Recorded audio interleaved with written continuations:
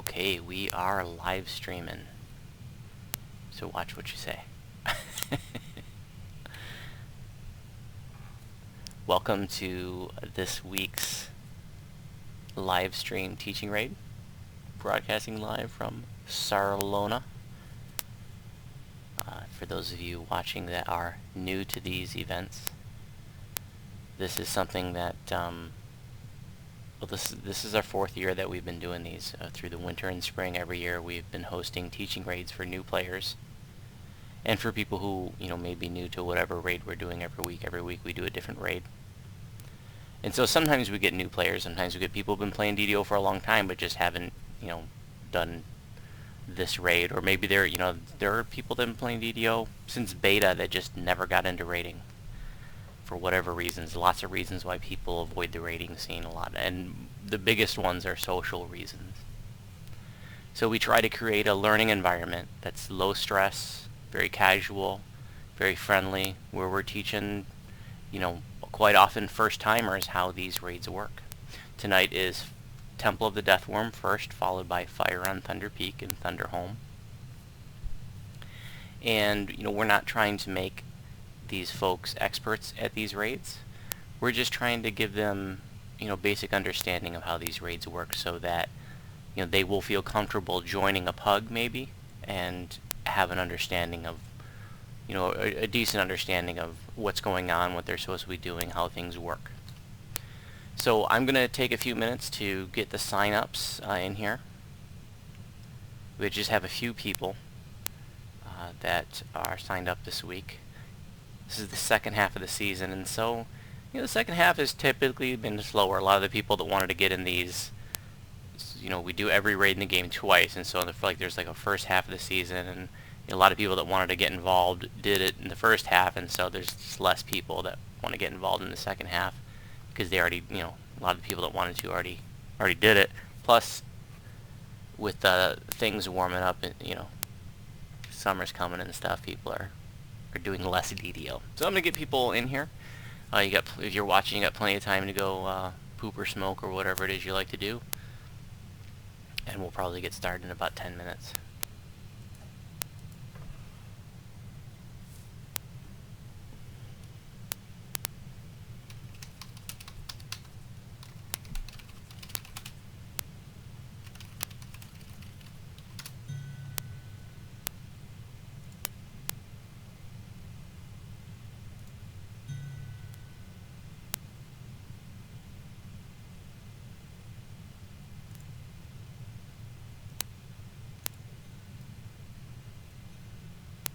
Hey, Cleft, welcome. Hey, what's up, guys?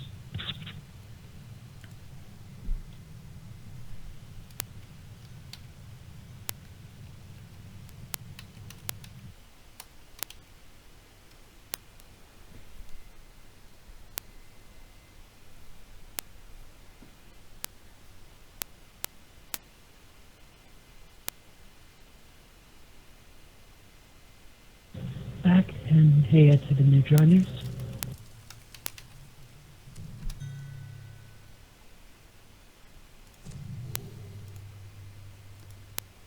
Just got one more person that I need to get in here. I'm not sure that they're on.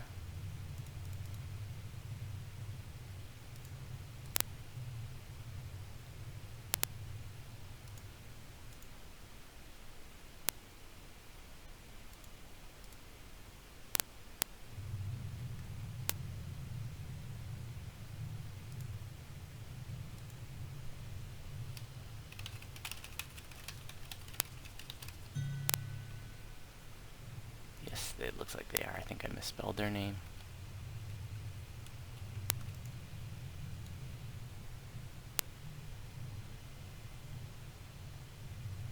If you're watching a live stream, that's funny, some guy. A little shortcut when you go into Evening Star. If you didn't know, you can go right into Hall of Heroes and then turn around and go to the Thunder Peaks. That way you don't have to go run across the bridge.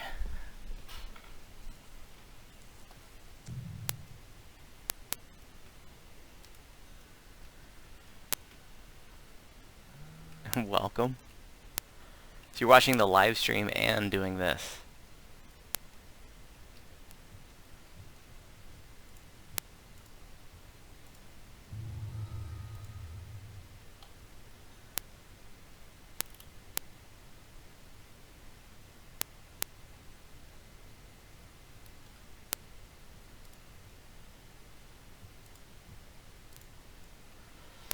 Alright, so,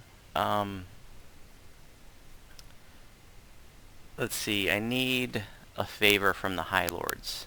I need you to run in and kill the Death Knight real quick, because my lame ass didn't flag for that one. I'm flagged for Temple of Deathwyrm, but I'm not flagged for the other.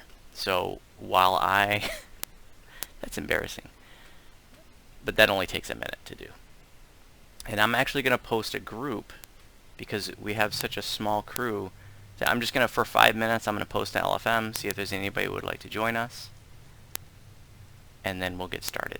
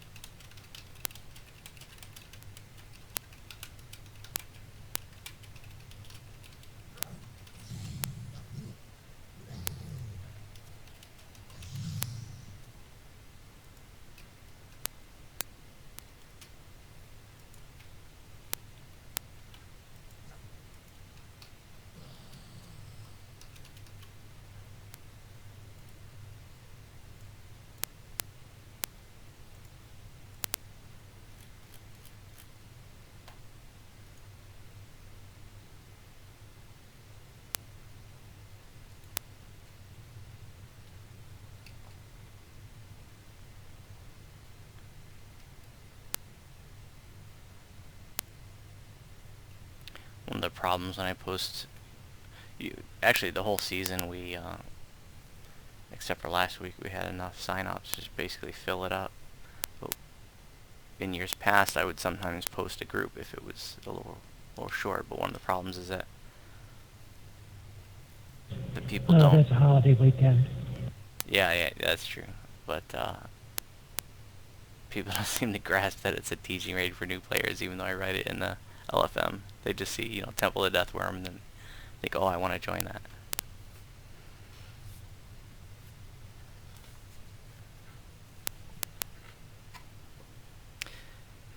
We are live streaming, by the way. We actually just got a handful of people watching right now. Probably won't be more than about 20 or 30 people watching at any given time. I'm at the name. No, we're not running to Deathwyrm. I just asked my guildies, because I'm really lame, to go kill the Death Knight, the Death Knight for me, because I... Is the person who needed the flag in? Yep. Alright, I didn't want to kill prematurely. Because my lame ass didn't think to flag for that. I just assumed that I was. Shame on me. Thank you very much, guys.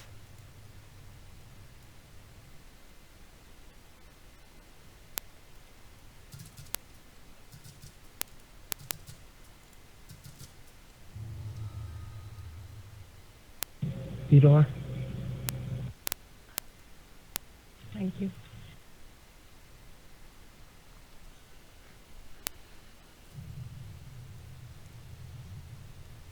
Just going to give the LFM a few minutes, and then we're going to get started with just whatever we got.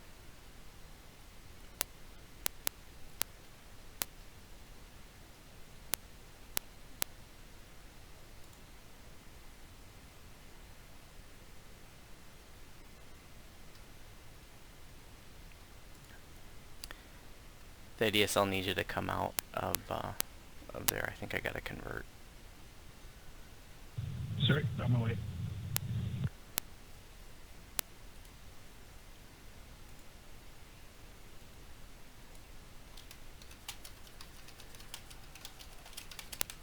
I'm open.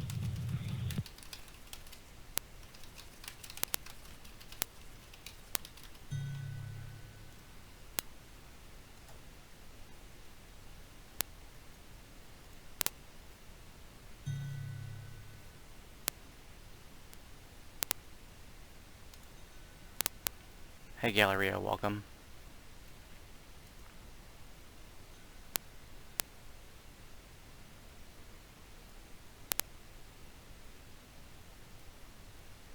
I don't have an option to convert to party or raid. Not sure why that is. Well, we have 9 people in the group, so we are a raid. Oh, yeah. Oh, I'm a little slow today.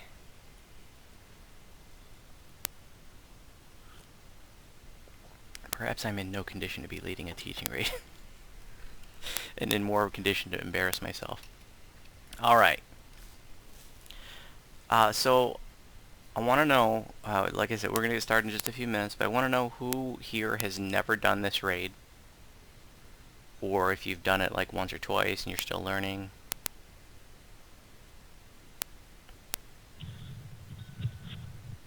Clip, complete noob, never done it.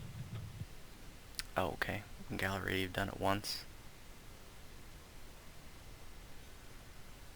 Once, Thaddeus. What about you, Demons? Oh, that's right. I remember you said you did it twice, but you didn't. You had no idea what was going on. You know what? This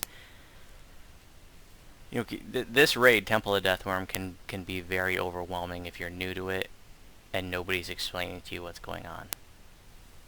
It's kind of like Von 5 in that sense. You know, there's like just a lot of different areas and puzzles and things all over the place.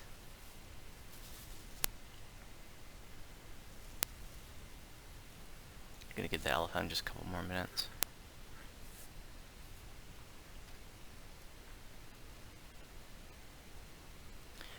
Right. Go just talk to Ingrith and tell her you want to go to Aglaras's lair.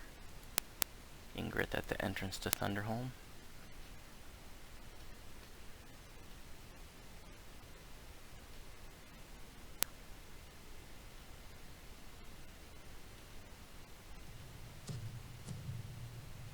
Oh, we have 10 people watching now.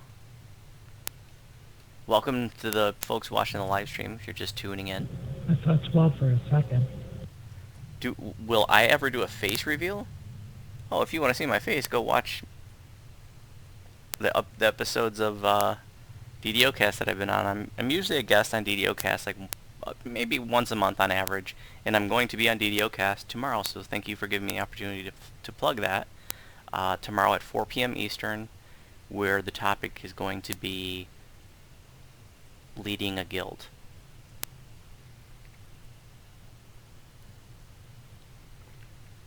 And then I'm going to be on DDOcast again, I think later in May. Can't remember what that topic's going to be. But yeah, on my YouTube channel, at the bottom there's a section that says Other Playlists. And one of the selections says DDOcast episodes where I am a guest. And so, if you want to see my bald head and red goatee, graying red goatee, you're welcome to check out those videos.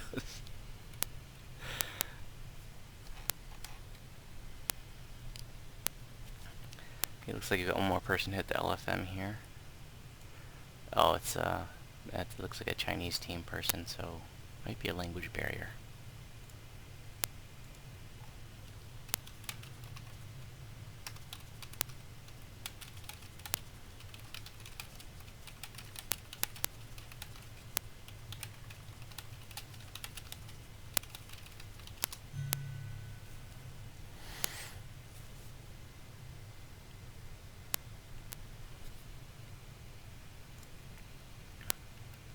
It's from Devil's Details.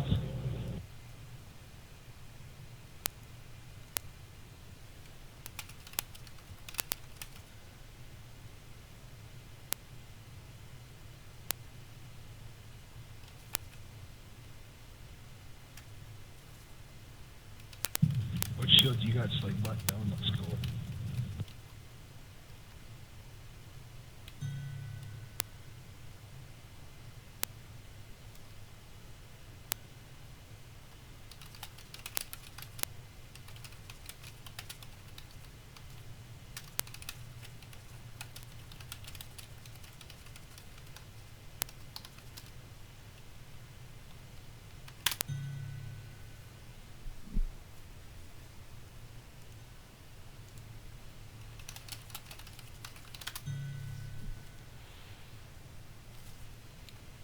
I don't think this person is flagged.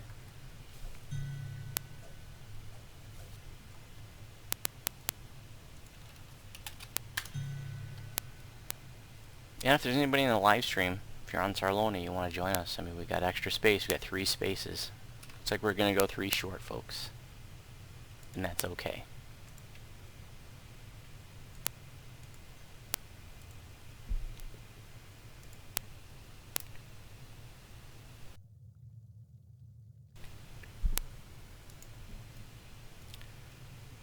Alright.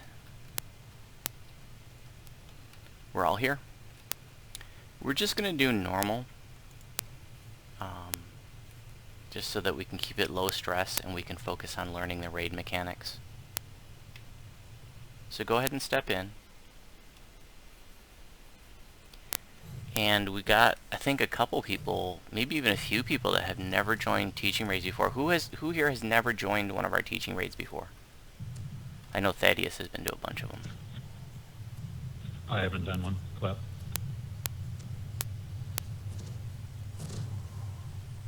What about you, Demince? I can't remember if you've done one before. I know I've seen your name, but...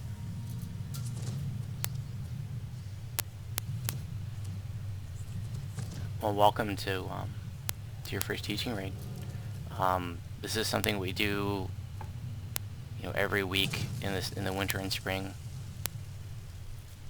And every week we're going to be doing a different raid. And this is sort of the second half of the season. We're actually like halfway through the second half. So we still got about half the raids in the game to do. And I've got a handful of my guildies here to help out. So Wooter, Inamrata, Lemuria, and Slingbot are all my guildies. They're here to help. And then everybody else here is new to or still learning the raid. And, this is a learning environment. So, if you are ever, I'm going to be explaining things as much as I can, but if you ever feel lost, you want more explanation on something, or you just have a question about something, feel free to ask. Just chime in anytime, even if I'm talking, if you're lost or something. I don't want you to feel lost. And we'll be taking things nice and slow. And, this raid, like I said a few minutes ago, there's a lot to it. And so, if you're new to it, it may seem a little overwhelming, but,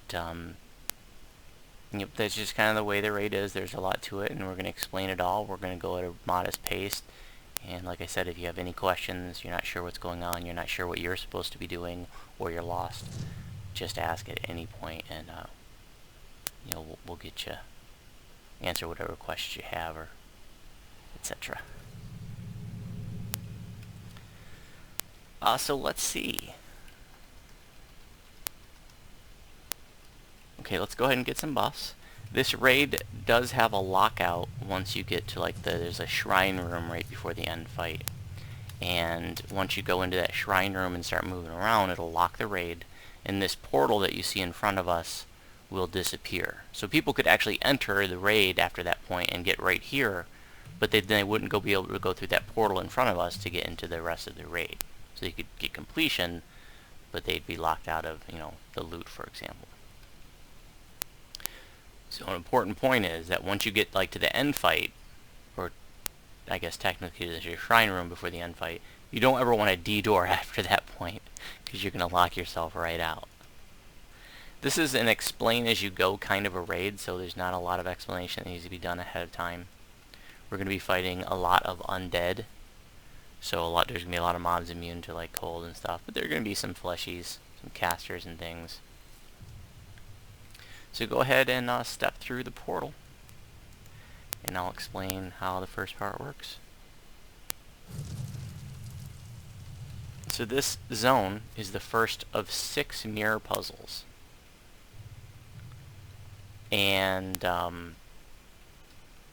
if you come over here to the right as soon as you step in, you'll see there's a laser beam, a laser gun crystal shooting a laser at a mirror here. And this is just like, when you flagged for the raid, you turn the mirrors to direct the light, and you have to direct the light to the relay crystal to open up the way. If you look up, you'll see the boss, Aglarasa, the Shadow Dracolich up there, and she's breathing down at us.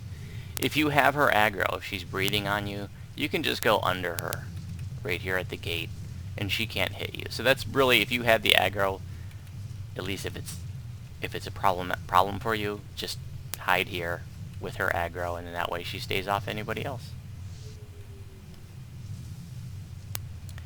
So like I said, this is the first of 6 mirror puzzles. A little overdone, but that's how many we got.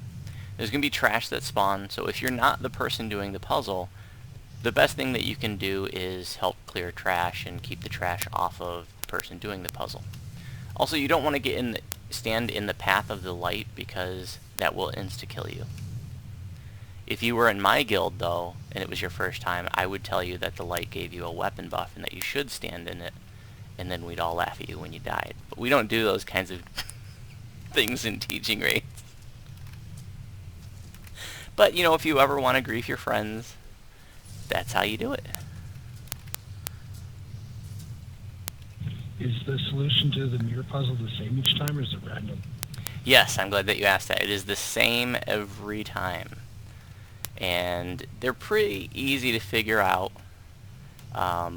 Most of the time, you know, these lights, every time it hits a mirror, there's only 2 different ways. You know, it's always going to shoot off at 90 degrees, basically left or right. And there's only, most of the time, there's only like one way the light can go where it makes sense. Like if it went the other way, it would just go into nothing. So you just sort of look where it goes, and if it hits a mirror, you're probably going the right way, but not always. But some people like to work on it backwards, you know, go from the end and then, you know, work it backwards, you know, or multiple people can work on it. One person can start it from the front, like I'm doing now, and then another person can work backwards. You can't screw anything up here other than, you know, you can kill people by accident, but it's not really, you know, if you're the mirror person, if you're the person doing the puzzles, it's not really your job to look out for other people. You know, you could do a courtesy and just say, you know, like, incoming light. Sometimes people will solve the whole puzzle and then turn the laser on, kind of thing. But I just do it as I go.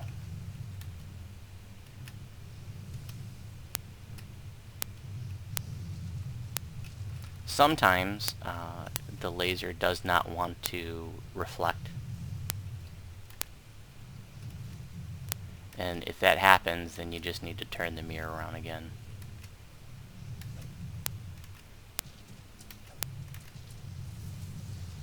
Alright, I have directed the laser to the relay crystal so we can go to the next stage. So there's a portal, a purple portal, to the left of the gate in the center that we're gonna go through. And this takes us to the same zone, but now we're on the shadow side. So we're going to continuously bounce back and forth between like the light side and the shadow side in this raid. And there's another mirror puzzle. And the shadow Dracolich is above us again. So if you have her aggro and it's a problem for you, like I said, just hide under the archway and she's not going to hit you. If anybody wants to try the mirror puzzle, you're more than welcome to. You're not going to hurt anything, and if you kill anybody, you know, we'll just all have a good laugh. Does this one have 2 crystals to light up?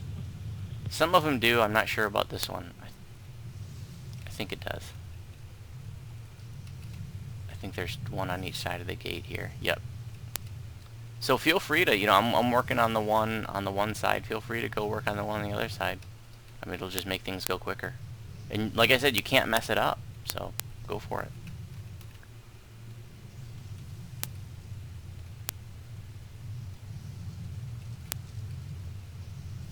If you're me, for example, what you can do is like turn the light into you while you're hosting a live stream teaching raid and die, and that's really embarrassing. That's what I did when we did this as a teaching raid like earlier this year.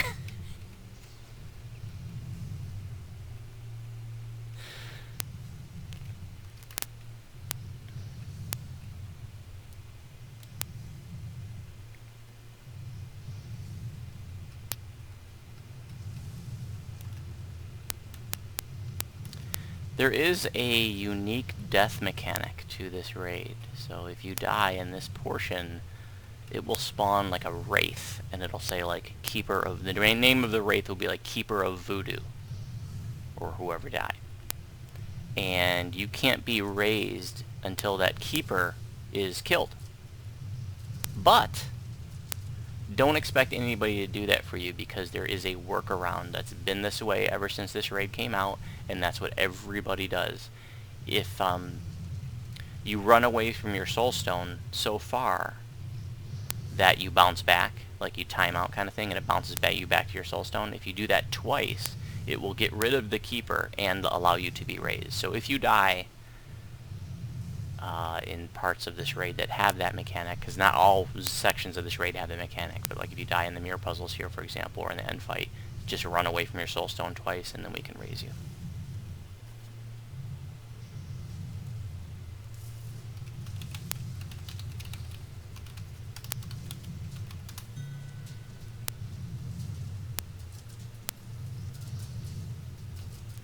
How many things are immune to acid? In here, I would think probably everything would be affected by acid.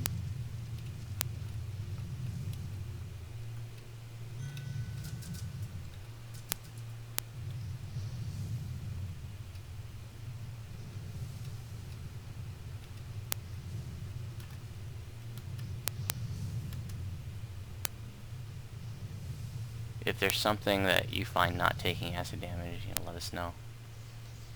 Okay, one side is done. It looks like the other side is almost done.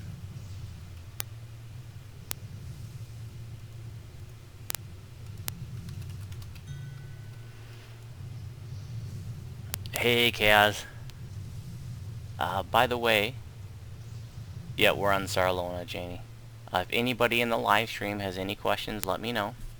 The portal to go to the next section is up. It's right there at the top of the stairs in the center. Go ahead and go through that. My attention is mostly focused on the folks here in the raid, but I do have another screen up watching the chat. So if you have questions, let me know. Okay, this is the first of 2 different puzzle selection chambers, and this part can be a little bit confusing to those who are new to it. But there are 3 different puzzles in this selection chamber, and you can see one of them is always going to be blocked off at random. So you can see right now this one to the south there's a gate in front of it. We can't get there. So but there's always going to be a choice of 2. You'll always have a choice of 2 at random. In this first puzzle selection chamber, it's always the same 3 puzzles that can appear, but like I said, one of them would be randomly locked out. So the one to the south that's locked out is the jump room. And there are no mobs to kill in there. It's just sort of a shaft with, a bunch of like ledges and outcroppings that you just need to climb up. There's a phylactery at the top. You break it, and that allows you to progress. And so each of these puzzles has a phylactery, just like a big crystal. If you don't know the lore, a phylactery is like a special like crystal thing that a lich keeps like its soul in, and you have to destroy a lich's phylactery to kill it. Lots of phylacteries in this raid. So each of these puzzles has a phylactery at the end, so you could do any one of the puzzles to advance to the next section of the raid. You don't have to do them all. You can do any of them. You could do multiple puzzles if you really want. Like if you joined the raid late and everybody else did one puzzle, but you're like, I'm just going to go do the jumping puzzle, you could do that. So, to the north is the trap room, and then to the west is always the portal maze. And the portal maze can be really confusing to new folks, and I think we're gonna go ahead and take you through that one, because I want you to see how it works.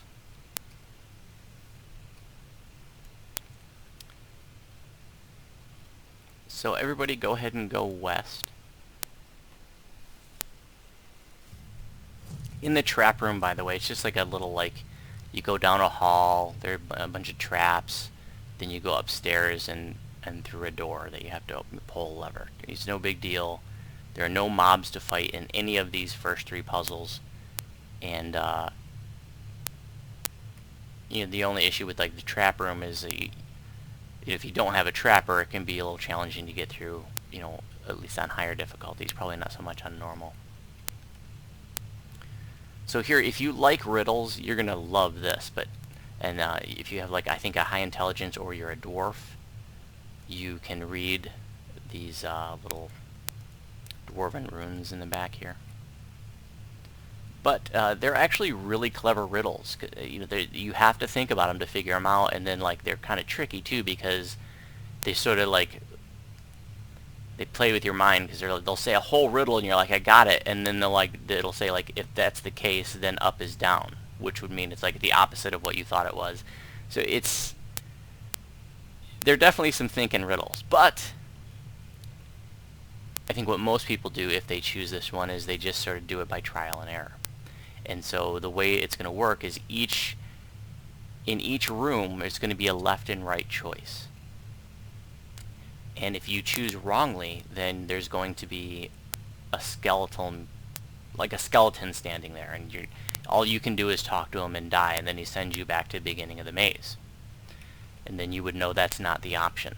Or you could, you know, if you went to the wrong side, you could de-door and then run all the way back, and that would be fine.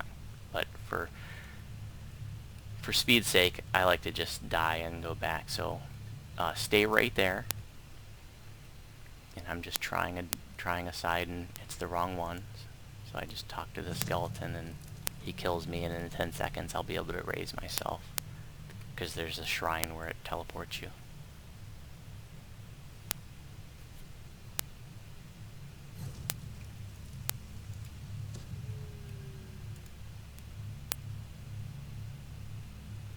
Okay, that was the left one, so it's not left.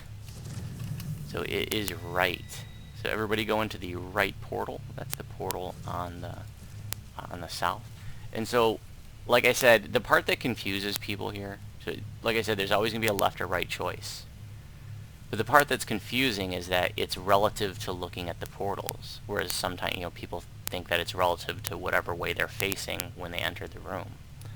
But you always want to face the portals and make your left and right decision based on that. So I'm just going to try again. Stay right here. And it is right again. I went left though, so I gotta die again.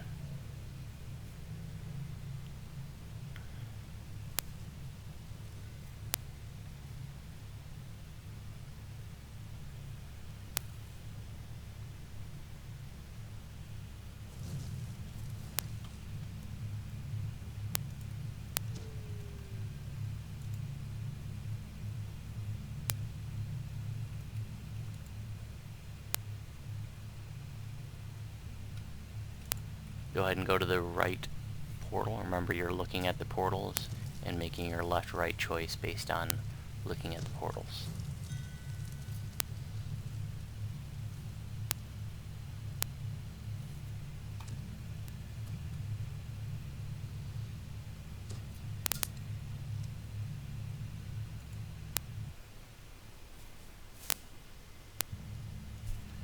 And the next choice is left.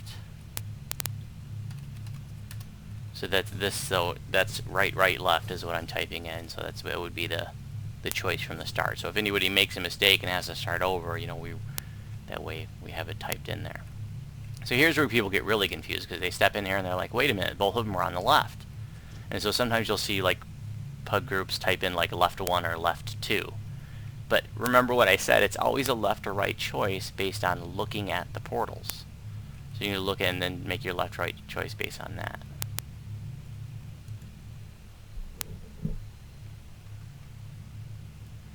And it is left again.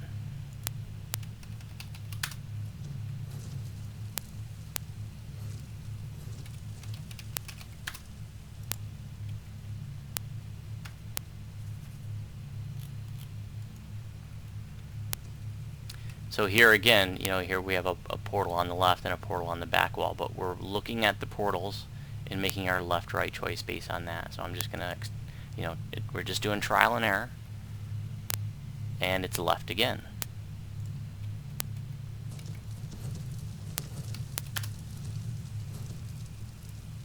Now this is the room that really blows people's minds, because it's like there's a million portals.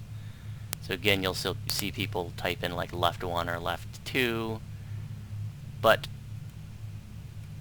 the only 2 portals that we care about are the portals that are on either side of the Dwarven runes. You see on the left wall here, there's the Dwarven runes between the 2 portals. So you're going to look at these 2 portals, and it's always going to be a left or right choice based on the portals that are on the left and right of the Dwarven runes.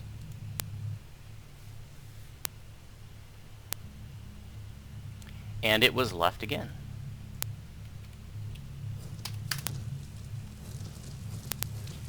And that one with all the portals in it is the last one that you have to go through a portal. Once you go through that one, you're going to just jump up in the back corner and go over the wall. And then there's the phylactery.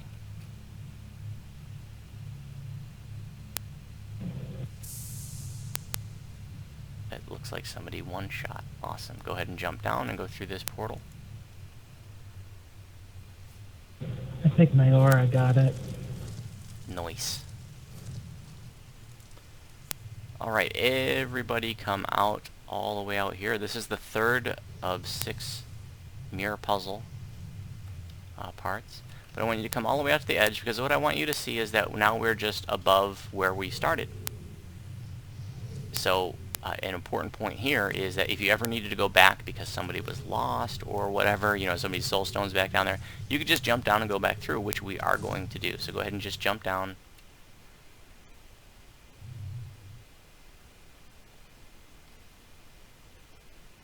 And now we're just going to go right back through the way that we already went. Perfect Chaos, I see your question there. How does someone join High Lords? Well, we are not recruiting. However, if you're interested in running with us and getting to know us, like we welcome people to run with us. Like, do you want to get to know us? We host 3 different public events every week: Tuesday Abbott Fest, Saturday or Friday Raid Fest, and then our Saturday teaching raids for new players. Details about all those events are in the Sarlona forum. So, like I said, if you want to run with us and get to know us, that's how you can get to know us. And the more you get to know us and run with us, the more you're going to get invited to our raids and stuff. So now we're right back into that puzzle selection chamber, and we already did the portal maze, which was right here to the west. But so now we're going to do the trap room. Now, we normally a group you just do one and you keep going, but I wanted to show you guys how you just go right back through, and this way we can experience the other puzzle, the other task. So if you have a trapper that can do traps, if you have a high hit points, you can just run right through the traps. If you don't have high hit points, it will probably kill you.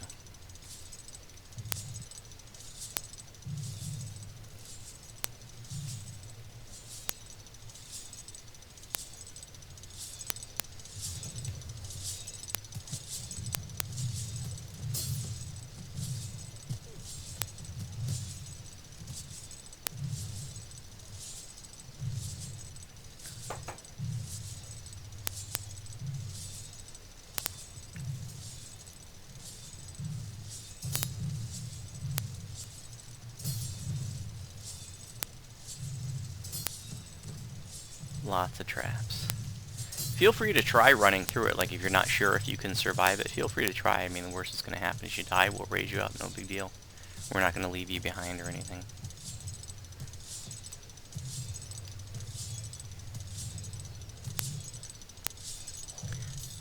Hi, Saruzin. Welcome. We have 19 people watching now. It's more than I thought would watch on a holiday weekend. Welcome those watching the live stream. It's our weekly teaching raid on Sarlona. We're doing Temple of the Deathwyrm now. We have 4 folks here that are new to or still learning their raid. 2 of them are brand new to it, and a couple of the others had done it once or twice, but still felt like they had a lot to learn. And then the rest are my guildies here to help out. Oh, so Rezen, were you playing the trivia earlier? Who was your tune?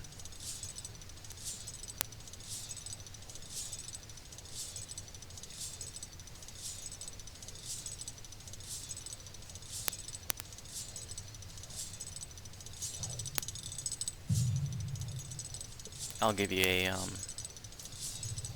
GH, maybe that'll help. Oh, you're only level 22, yeah, this is level 30 raid on normal. So if you're not able to get the traps, I can understand why. So,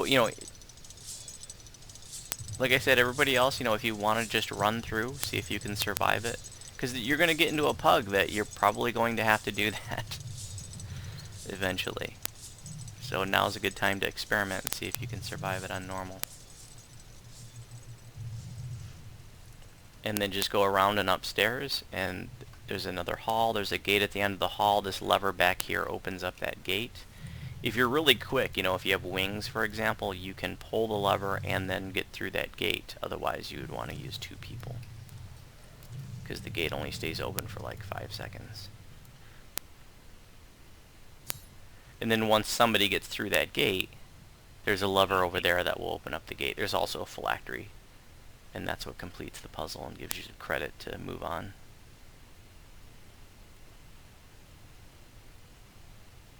Yeah, Jerry, I don't know if you heard me just say, but this is a level 30 raid and they're only level 22. So I can certainly understand that. Especially, as like most of the people that are joining these teaching raids are people that are a little bit newer to the game. Not everybody. Sometimes we get longtime DDO players that just avoided the raiding scene for whatever reason, or maybe they are just new to whatever given raid that we're doing. There's 2 trap boxes down below.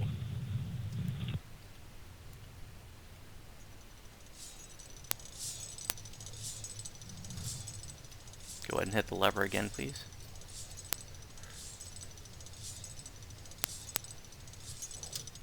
And what some groups will do here is they'll post somebody at this lever just in case people join late. That way they can let them through. But we're probably not going to have any latecomers, so everybody can go ahead and just keep going. And so now we're right back at that that third mirror puzzle. So the important point here is, remember I said earlier that you could do any one of the puzzles and it leads you to just to the next part of the raid. And we did 2 of them just so you could see, but you would normally only do 1 of them, any one that you wanted. So once again, Argalarasa is above us, breathing her breath down on us. So if you have the aggro, then just hide underneath the gate. And if you are not doing the puzzle, then just help clear trash.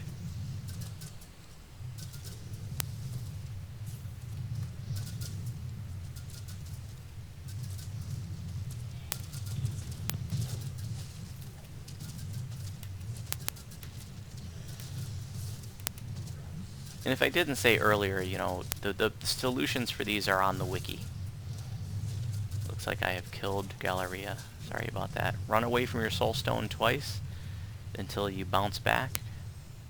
Probably the easiest way to do that is just jump over the edge.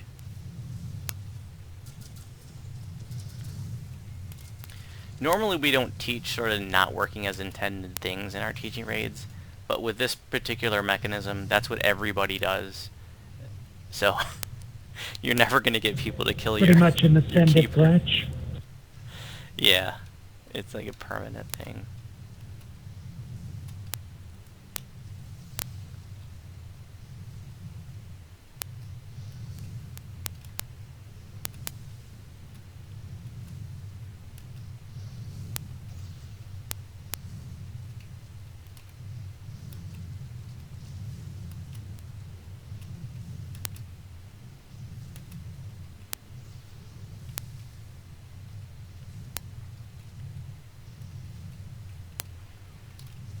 Now the actual laser gun, the beginning of the laser beam, can be turned. But for most of the mirror puzzles, you just leave it the way that it starts. But there is one puzzle, I believe it's the 5th one, that by rotating it 90 degrees, it actually makes a shorter solution than if you didn't move it.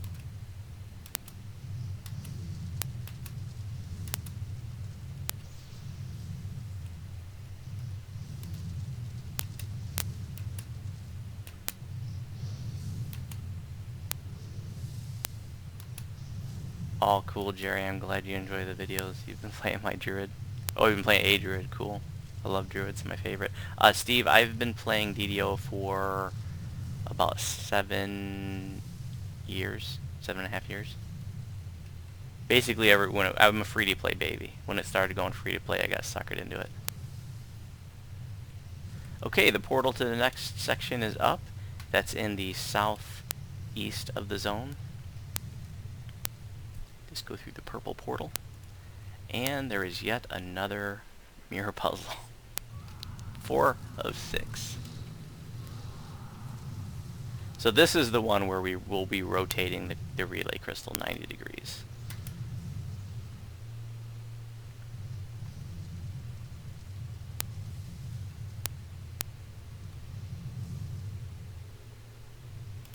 Are there more traps that can be disabled in this quest?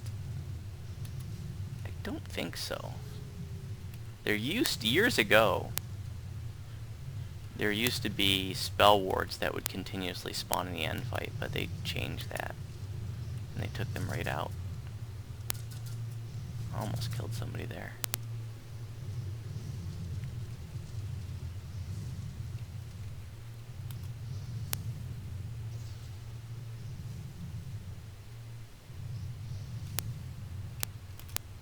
I actually don't even have these solutions memorized. I just sort of figure it out each time.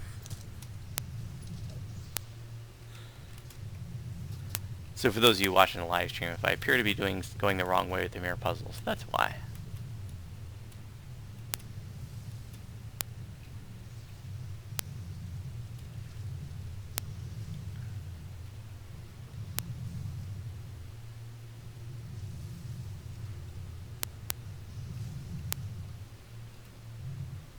Did we get it? We got it. Alright, we're done here. We're going to go through the portal. Oops, at the top of the steps in the center.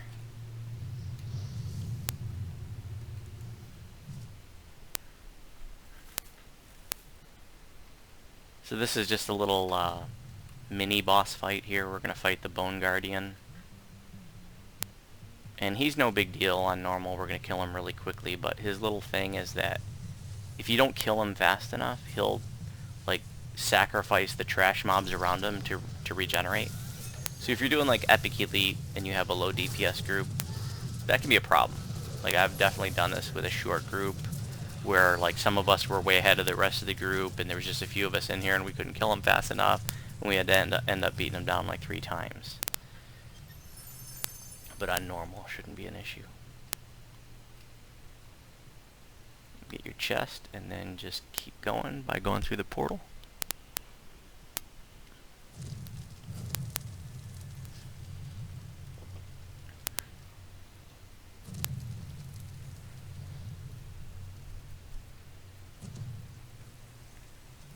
So this is mirror puzzle number 5 of 6, and here there's a helmed horror, which we just killed, if you didn't see it, which must be killed to activate the laser.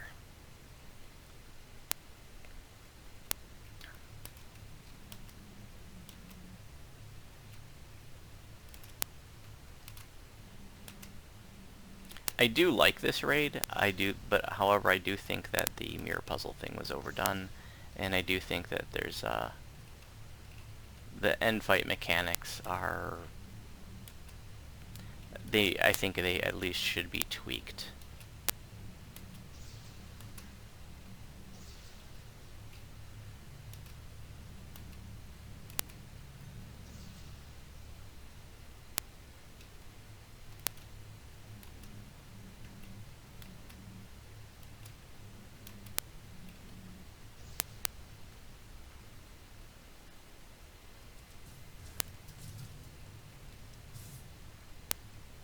So if you're watching the live stream, if you're new to this, like I said earlier, you know, most of the time there's only one way to go that makes sense. Like the mirror is only going to reflect 90 degrees left or right. So if if you were to go this way, it goes right into the wall. It doesn't even make sense. And that's the only way there is another mirror. So that would be the way from here. Oh, and I'd also like to know, like, who watching the live stream right now, who has never done this raid before or is still learning? So every week we have people that are learning it along with us, which is awesome. Okay, this puzzle is done. Go ahead and go through the portal, which is in the southeast of the zone.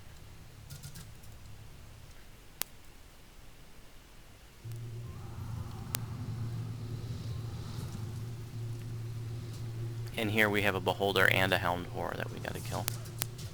This is the final of 6 mirror puzzles. This one sometimes throws people off because the angles are shifted 45 degrees from the previous puzzles.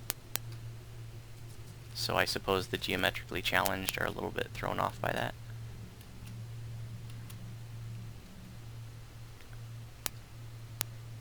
But the same physics apply.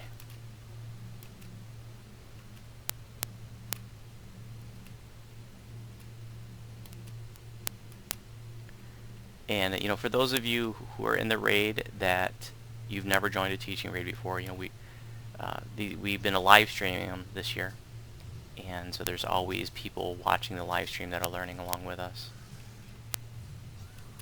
And I'm trying to answer questions there too.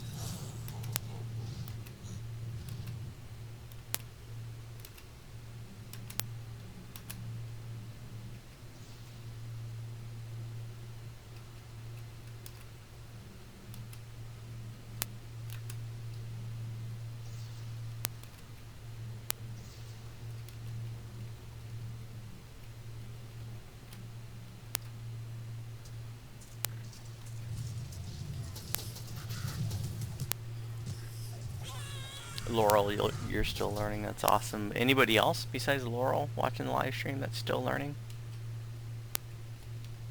Go for it, Galleria. If you want to do this, finish this puzzle, go for it. Like I said, you can't mess it up. I didn't mean to get in your way. You what? I was just playing with one of the mirrors. Oh, you're super soft, and I got you turned up all the way too. Go ahead and go through the portal at the top of the steps in the center. And now we're almost to the end fight, but first we have another puzzle selection chamber.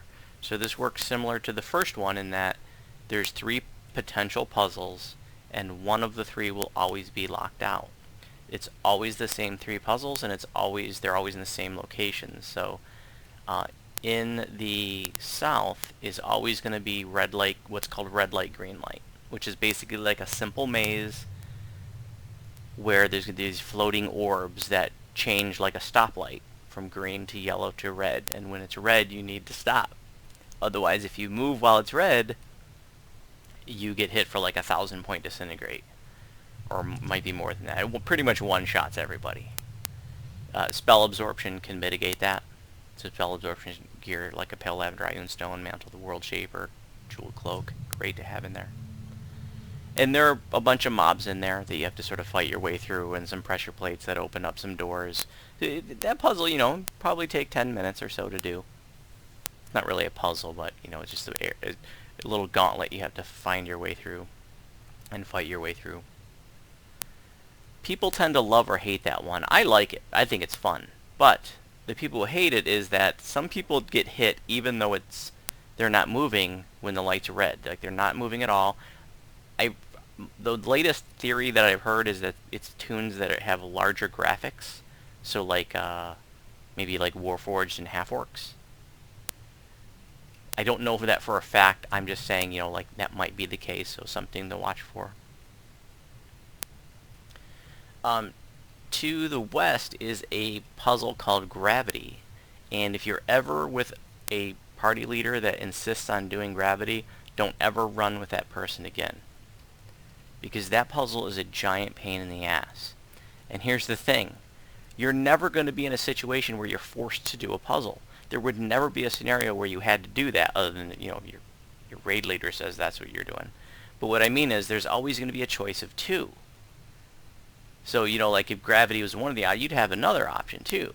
You would never be forced to do one of them. But what virtually all groups are going to do, if it's an option, is the one to the north, which is combat training.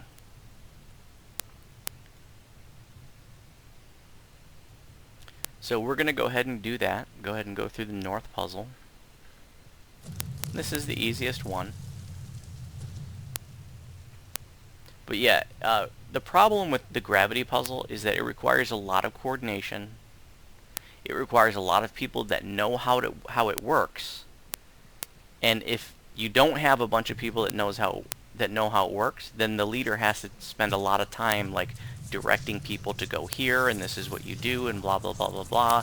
And it's just way too much of a hassle. And like I said, the important point is you never have to do that one. So why do more work for the same, you know, in the end you're just trying to get through any one of the puzzles. Okay, so I probably should have explained this one, because Galleria is going to die now because I didn't explain it ahead of time. But, so here's the deal with this one. Oh, you didn't die. Cool. So go to the top of the tower, and there's going to be trash that spawns. Some of the trash mobs will have like a dark blob around them. Like you can see this Cult of the Dragon Deathlord has the black blob around him. Whoever strikes the killing blow on that guy will take on that black blob. And then will explode about 10 seconds later. You need to jump down and run at the phylactery. Everybody go ahead and jump down.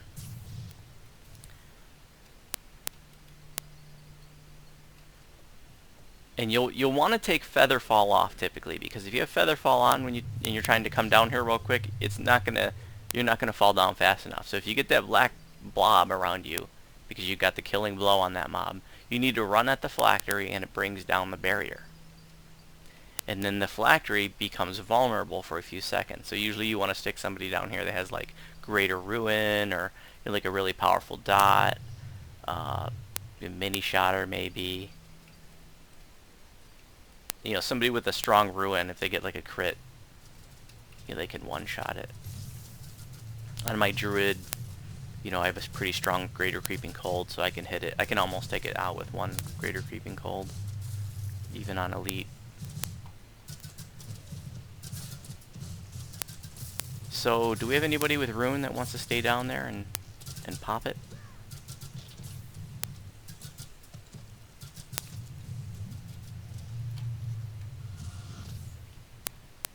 I guess I'll just try to stay down here and do something to it.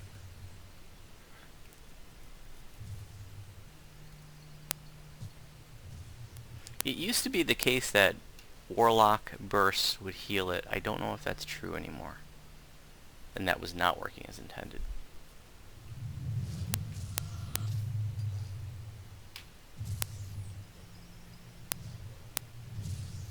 If you put an AoE on it, like an Ice Storm or something, it won't hurt it, but when the barrier comes down, it'll start hurting it, and when the barrier comes back up, if the AoE is still there, it'll continue to hurt it. So sometimes you see casters just like throwing Ice Storms or whatever on it.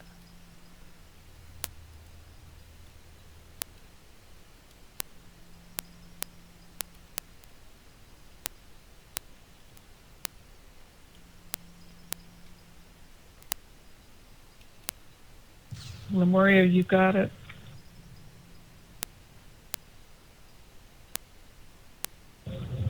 She exploded. Nope. I think Yeah. I think you already exploded. Oh, okay.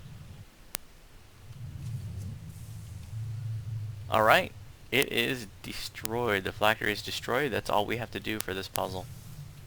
So what becomes a little frustrating for this one is if you get people that aren't paying attention or aren't listening. I'm not trying to pick on you, Mama.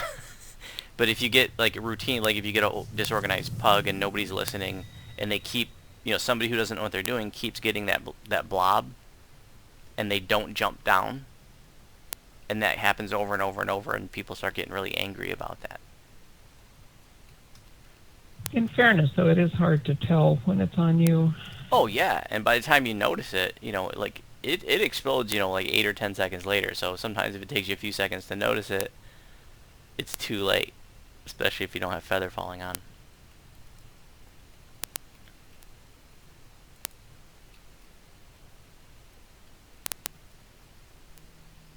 And if you run back, I just want to show you, you can go right back out of this puzzle and right back into the puzzle selection chamber if you wanted to.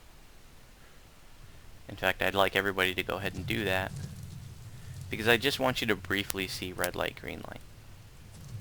So once you go back into the puzzle selection chamber, I want you to go south.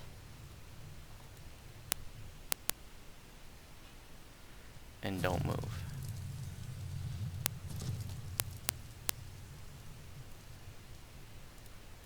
See the floating orb in front of us, like a green golf ball?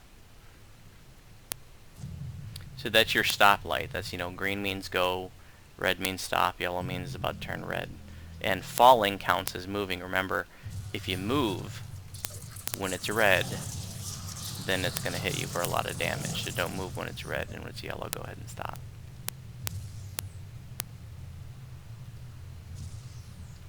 Now we're not going to do this whole part, but go ahead and jump down now. I just want you to see the gist of it.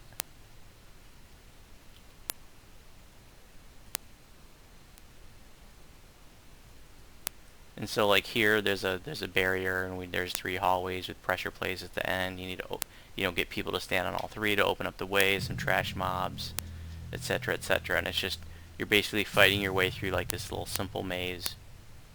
And it'll take about 10 minutes to do this. Green means go, red means stop, yellow means about to turn red. Okay, let's go ahead and... Nobody went through to the end fight, right? Want to make sure that nobody's in... Oh, we do have somebody in I the... went into the shrine room. Okay. Sorry. I really did not want you to do that. Okay, that... I really didn't want to do that. Okay, that...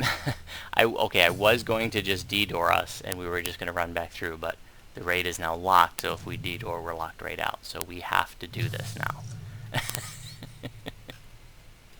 That's okay. You'll get a chance to see how this works. So just split up here, go down a hall, and stand on the pressure plate. The trash mobs... Oh, man, I'm not even paying attention to the red light, green light. Thank you.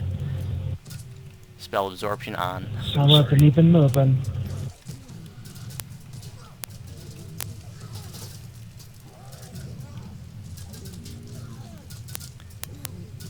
I just don't do this raid regularly anymore. I'm like out of the habit of things. I got this pressure plate if you guys want to go do a different one. It's turning yellow, so get ready to stop.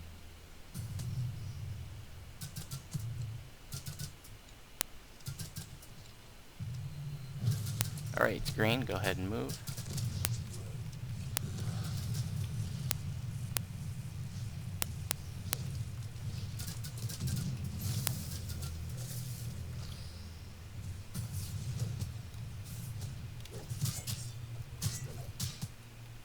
You can fight and cast spells when it's red, but you just can't move. The way is open. Let's keep moving.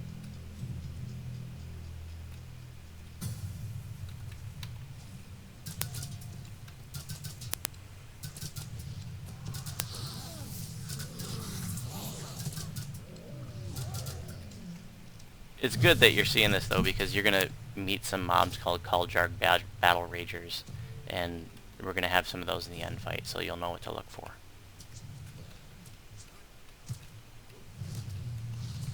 So like I said, it's just a simple maze, simple as in there aren't a lot of different ways to go.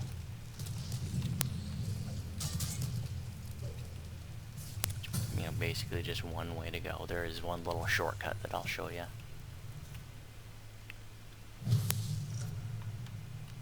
But just from this little bit that we've done so far, you can probably well imagine why people tend to, like this or hate it. As you can imagine, it gets pretty irritating to people who are dying over and over. Notice that death mechanism with the keeper isn't in play here in these puzzles. It's just in the, it's okay, Thaddeus. It's just in the mirror puzzle area and in the end fight.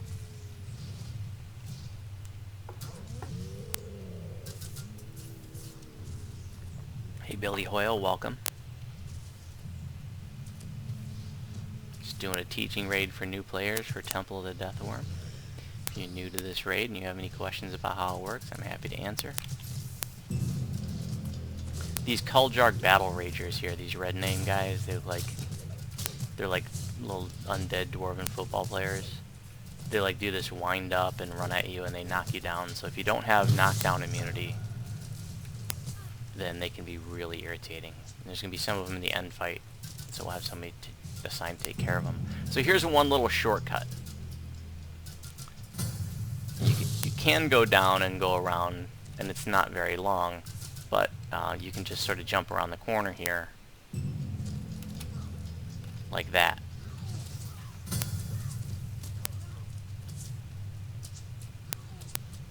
I'll show you again once it's green. So just like jump up around the corner. If you fall, you can just, you know, take the ladder up and try again. This just cuts out a little bit of the maze.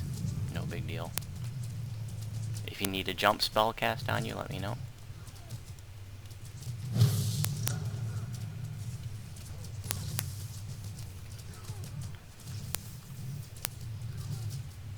You can just take the ladder right back up, Galleria.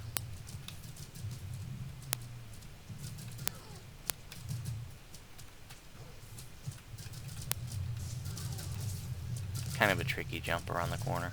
You got it. And then after you make that little jump around the corner, take the ladders up. We're going all the way to the top.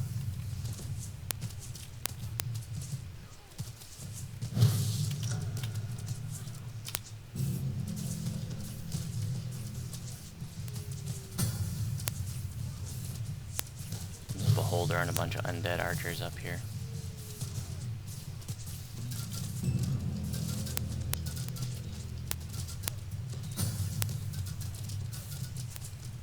And there's some pressure plates that we need to stand on in order to open up the way.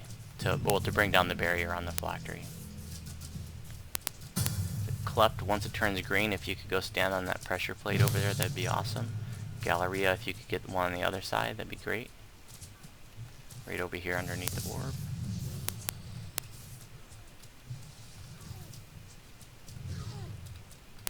And then we got, oh, the phylactery is open and is now destroyed. We'll clean up this trash just in case.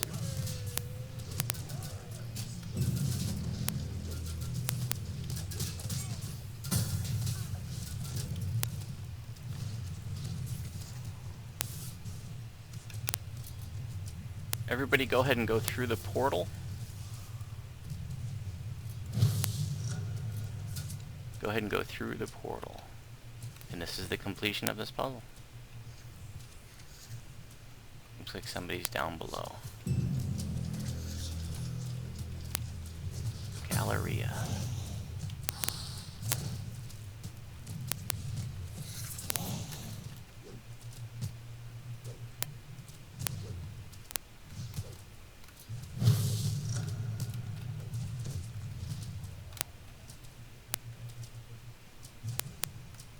The Kuljarg Battle Ragers also have a slowing effect, which is pretty irritating.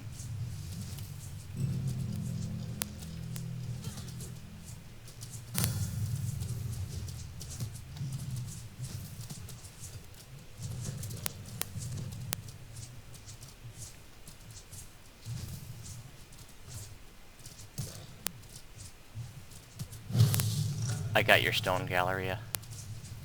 I'm going to raise you here in just a second. Actually, I'm just going to take you to the shrine room. Because you can, that way you can just use the shrine to raise.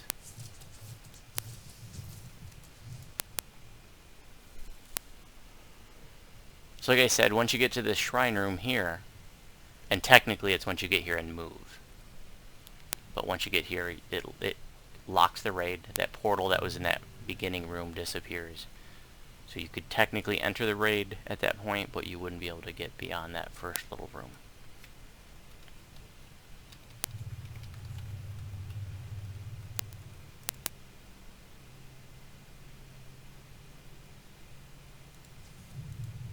Oh, Slingbot, where are you?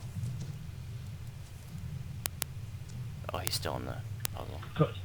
Yeah, I'm at the other portal. You can go ahead and... You're just in... There you go. Okay, cool. Shrine up if you need to. So, this is the end fight now, guys. And the end fight is, requires quite a bit of, coordination. There's just several different things going on. And just like before, like, you know, when we did the mirror puzzles, you know, there was like a mirror puzzle on the light side, and there was a mirror puzzle on the dark side, the shadow side. And there's actually there's two different sides to the end fight too. So there's like the light side where the dragon is. There's stuff to do there. And then later on in the end fight, we're going to be going over to some of us, not everybody, will be going over to the shadow side, and there's a different thing going on over there. So you can't just really wing this end fight. You know, you need to have some instruction. You got to have a plan. You know, especially if people don't know what they're doing, it's important to, you know, to have people assigned to different roles. So the way this is going to work, when we go in there, the Shadow Dracula, Dracula Rasa, is going to be there, and we're going to have a tank assigned to deal with her. So Inamorata, you said you could do that, right? I've done it before on EE. Okay, great. So Ina is just going to grab the dragon and take the dragon over to the corner. And then there's going to be 4 or 5 of those Kaljarg Battle Rager. I think there are 5 of them. And so different groups will do different things with them. Sometimes they'll have somebody assigned to tank them. Sometimes they'll have somebody assigned to kite them. And there are other things you can do with them as well. But it doesn't make sense to kill them because they're just going to respawn pretty quickly. So you're going to have one person dealing with the Kaljargs, keeping them occupied in one way or the other. So, do we have one of the High Lords here that can do that job?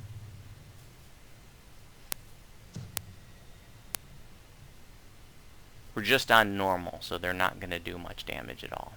And if somebody's going to like tank the Kaljargs, for example, having knockdown immunity is really helpful, whether that's Stand Against the Tide from Sentinel, or like Celestial Spirit, you know, Enlightened Spirit, Warlock, etc.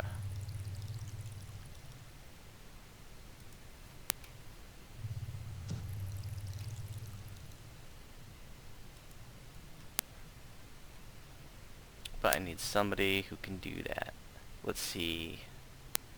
Lemuria,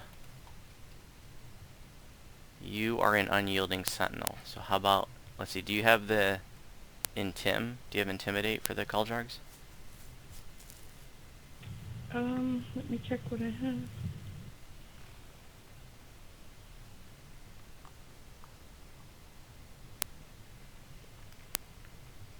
My intim is 73. That's probably good enough for them. So can you be the Kaljarg person? I'll give it a whirl. The thing with the Kaljargs on normal, just your aura alone is actually going to kill them pretty quickly. Okay. But nonetheless, you're going to be the person that deals with them. So if you get the aggro of a Kaljarg, you're going to take it to Lemuria. And Lemuria, I'm going to ask that you know our normal place of doing that, or next to the dragon, right? Yeah. Okay, cool. And I'm going to point this out once we get in there, folks. So don't, you know, if you're overwhelmed, it's normal. I'm going to walk you through it once we're in there too.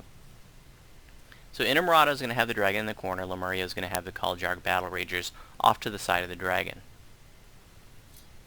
Slingbot's going to be on heals, and I'm going to need 2 people to be on trash duty. So I'd like to have the, let's see, who's left? Looter.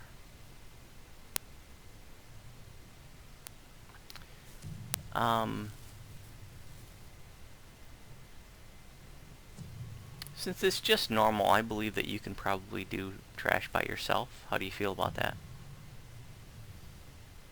Well, I'll certainly try. If I need help, we can always switch. Okay, cool. So I'm just gonna, since it's just normal, normally I like to do 2 people on trash duty, sometimes 3 on Epic Elite. But since it's just normal, Looter should have plenty of DPS to deal with that. If not, we'll just have another person. Maybe like,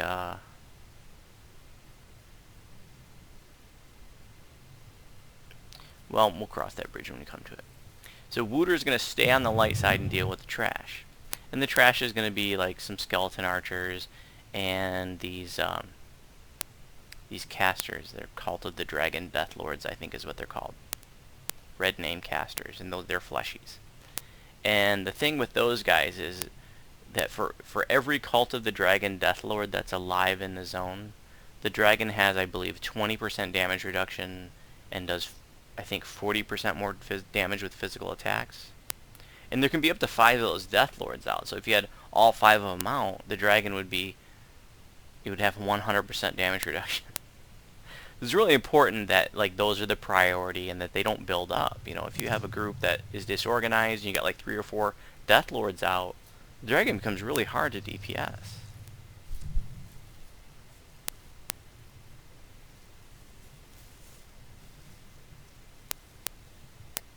So Inamurata has a dragon in a corner.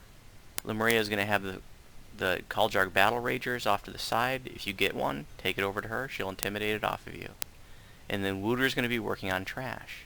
Everybody else is going to be part of the Dragon DPS group and on Shadow Side portals. The Cult of the Dragon Death Lords, as I believe what they're called. It's the red name casters that give the Dragon DR when they're alive in the zone. But Wooter is going to take care of trash. And everybody else is going to be on Dragon DPS and Shadow Side portals. And so what that means is we're going to DPS the dragon down. And when the dragon gets down to 50% health, she's going to summon these shadows. When she does that, we're going to ask that you drag all the shadows to the center. The people on their jobs will stay doing their jobs, so Ina will stay on the dragon, Lemuria will stay on the Kaljargs, Wooter will stay on trash, but the dragon DPS crew will drag the shadows to center and kill them there.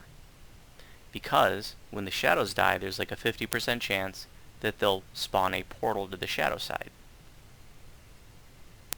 And the portals only last like 10 seconds, so if you're just killing them wherever in the zone, it's a pretty big zone, it can be hard for people to locate it and get there before it disappears. So if we take the shadows to the center, thereby causing the portals to spawn in the center, everybody knows where to go and where the portals are going to be.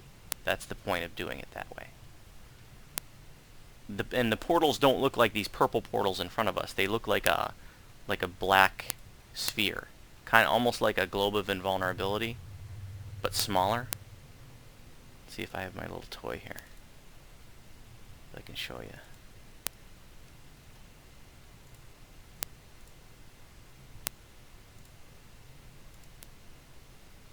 I thought I had a Staff of Arcane Power in this tune.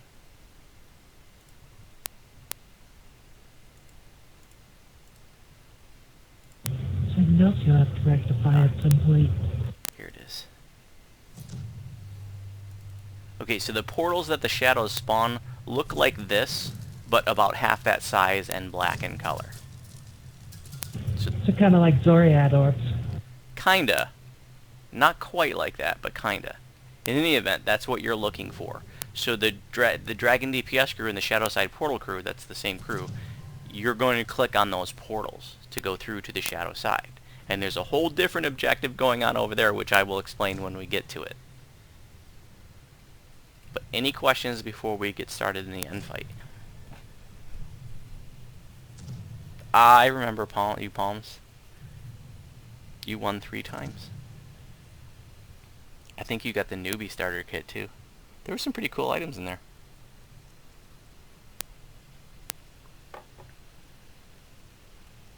Let's go ahead and get buffs. And then we'll get started.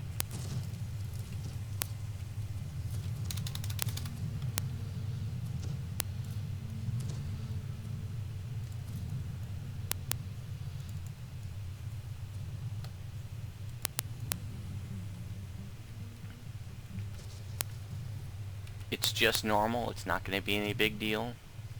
Real low stress. If you're feeling overwhelmed, don't worry. Like I said at the start, there's so much going on in this raid that you're probably, if you're at overload right now, it's all good. Don't worry. Go ahead and click on the portal. And Ina, if you want to run over and grab the dragon, and don't don't DPS the dragon until Ina gets her over to the corner. We like to do it in the northeast corner. Different groups might do it differently. The corner's nice though, because that way, like, if the dragon wing buffets people back, and if, you know, it's facing Ina's back into the corner, then she can't be wing buffeted back. Oh, I also want to show you, I want to point out these levers. These are going to be important right at the end of the end fight. If you look where I am jumping up and down here, you see there's this lever on this dais. And then there's another dais with a lever on the other side too. So Lemuria is going to be about right over here. That's a little bit too close to the dragon, Lemuria. Why don't you come over here where I am? So right where I'm jumping up and down, you see Lemuria over here. If you get a Kaljarg Battle Rager aggroed on you, just take it over to her. She'll intimidate it off of you. So come over here on the other side here. If you're new, come to the south side, the southeast corner where I am, jumping up and down. You'll see there's a lever over here too. At the very, very end of the end fight, we're going to have to kill Aglarasa on the center mound out here. And then when she goes down, and as soon as she goes down, you literally only have like 3-second window. Both of those levers have to be pulled at the same time to sort of like, I guess it like Incoming, Mama. traps her in her phylactery or something, I don't know. But anyways, the point is that both those levers have to be pulled at the same time. Otherwise she just gets right back up and regenerates, and you gotta beat her down again. So I'll be referring to those later. So just take a minute to look around. Notice that Ina's got the dragon in the corner over there. Lemuria's got the battle ragers. If you get the battle ragers, take it over to Lemuria, and then on the north side over there. She's gonna intimidate it off of you. I also want you to go out to the outer edge too and look down. I just want you to see that we are above the previous zones. We're like on the 3rd story. You can see the mirror puzzles that we did earlier. And the entrance to the raid is way down there. If this end fight ever turned to a shitstorm and you needed to, you know, sort of regroup, you can just grab soul stones, jump down, and go right back through. There's no sort of sense of urgency in this end fight. There's no way to fail it outright, other than a total party wipe. Alright, so Wooter's on trash. And everybody else can start beating on the dragon. Just start whacking at the dragon's butt. Remember, if you get a Kaljarg, just take it over to Lemuria in the north. Let her know you're coming in, and she'll intimidate it off of you. Incoming. Thank you. Thank you.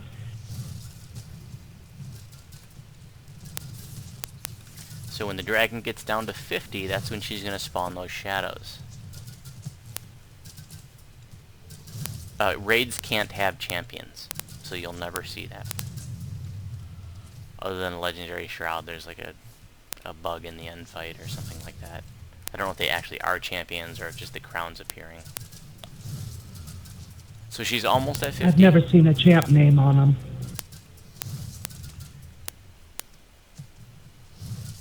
You remember, when she spawns shadows, we want to drag them all to the center.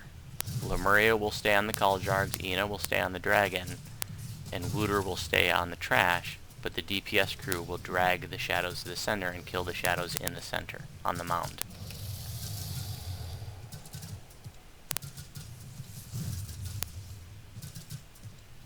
Okay, she's spawning shadows, drag them to the center, and kill the shadows on the center mound. When you see the little orbs appear, that's the portal. Click on the portal. There's one up right now, right in the center. And that portal's only up for, you know, a few seconds, 10 seconds. Incoming, Mama. Okay, if you're on the shadow side, go around to the left, and we're going to kill a helmed horror and a beholder over here. Oh, whoops.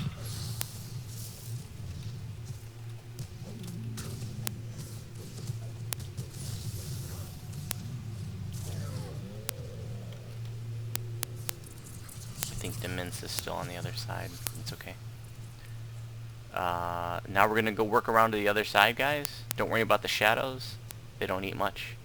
go around to the other side, and there's going to be another helmed horror and another beholder to kill.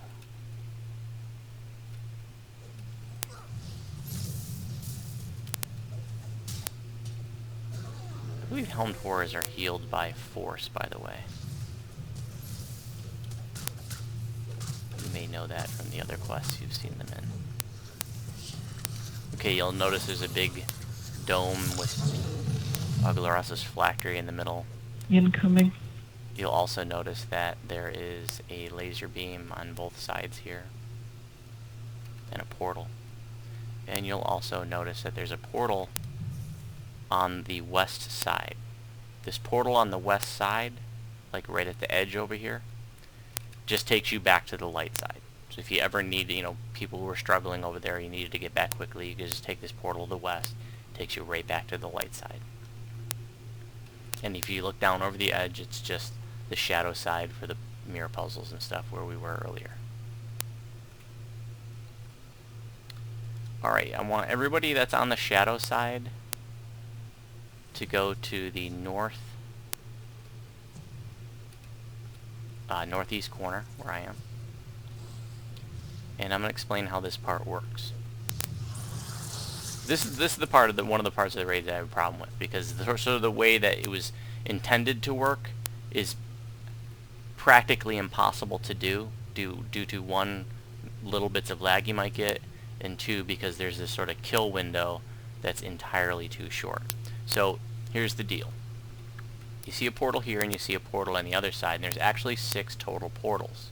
Okay, if you rotate the relay crystal like I'm doing now, you'll see that the portal changes. There's a portal to the right of that. And if I keep moving the relay crystal around to the other crystal, you'll see the 3rd portal over here appears. Now there's one off to the side. So there's 3 portals over here. You can only select one at a time. And there's 3 portals on the other side too that you pull up just like I did here. So there's 6 total portals. In each of those portals is a phylactery. So there's 6 phylacteries. There are 5 that are false phylacteries, and one of them that is the real phylactery. So we have to find the real phylactery. But here's the thing. And so we go in there and we kill the phylactery, and if you don't break the real one, then anybody inside any of these rooms gets thrown out to the light side, and the position of the real phylactery randomizes. So all phylacteries you respawn, and the position of the real one is randomized again. So sort of hypothetically, the way that you could do this, and we used to do this on normal, is you could pull up all 6 portals one at a time, send somebody in there, and there's a phylactery, and they would just prep it, get it down to 5% health. And you would do that for all 6 phylacteries, have all 6 prepped to 5% health, give the kill order, everybody takes it down. As soon as the first one goes down, though, you got about 3 seconds before everybody gets tossed right out, so you need to kill all the phylacteries in about a 3-second window. It might even be closer to 2 seconds, it's that tight. But if you did that, if you did all 6 at once and everybody killed it at the same time, you would be guaranteed to get the correct phylactery in one try. But you can imagine that takes a lot of discipline and a lot of coordination and people paying attention, and it's really hard to do in a pug. And when you get on elite, these phylacteries have so many more hit points, and if you get a little bit of lag, etc., that it becomes practically impossible to coordinate it that way. So what most groups are going to do, which I guess you could call this the pug method, is they're just going to do 1 phylactery at a time. So when we step through the portal, and we'll probably just go 1 at a time, maybe we'll do 2 at a time. You're gonna just go into a little tiny room. There's gonna be a phylactery. You kill it as fast as possible. There'll be some trash mobs in there, some shadows. On normal, it shouldn't be a problem. So we're just gonna do it 1 at a time. If that phylactery is not the right one, then the position of the true phylactery just re-randomizes. We just keep going into the same portal over and over and over. So each time that we kill a phylactery, it's like we're rolling a d6 hoping for a 6 to show up. So, Galleria and Klept, why don't you guys go ahead and into this portal and just kill the phylactery as fast as you can. If it's the correct one, we'll get a message. If not, you'll get, we'll just keep going. And what you want to do is let us know when you're out. Let us know when you're back on the light side.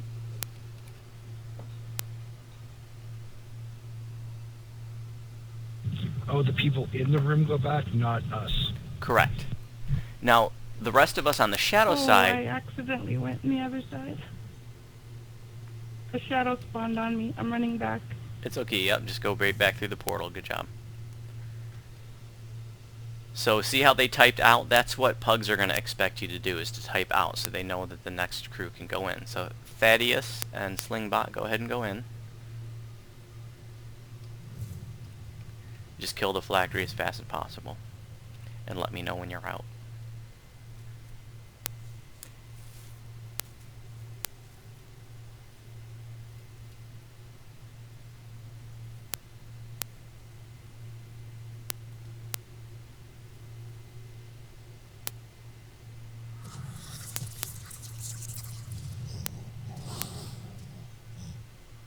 Teleporting. Oh, we got it, didn't we? Nice. Yep. Yeah, that was it. I was looking over at the live stream chat for a second and didn't even see it. Okay, guys, so what you want to do now is just when more shadows spawn, take them to the center and come back to the shadow side. And you'll notice that the phylactery in the middle and that big dark dome is not there anymore, and there's just a bunch of like shard fragments scattered all around. And so you just want to grab one of those. You can only carry one at a time, and then go right back through that western portal. And you're going to put that little shard fragment, or whatever it is, inside these ward flame braziers. There's a portal up. Oh, it disappeared already. And we need to put one of those shard fragments in all of these ward flame braziers around the center of the light side.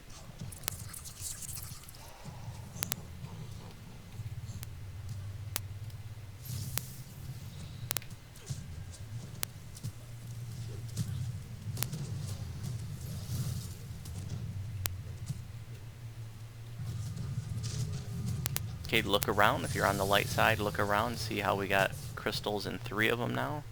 We need to get all. I think there's 8 of them.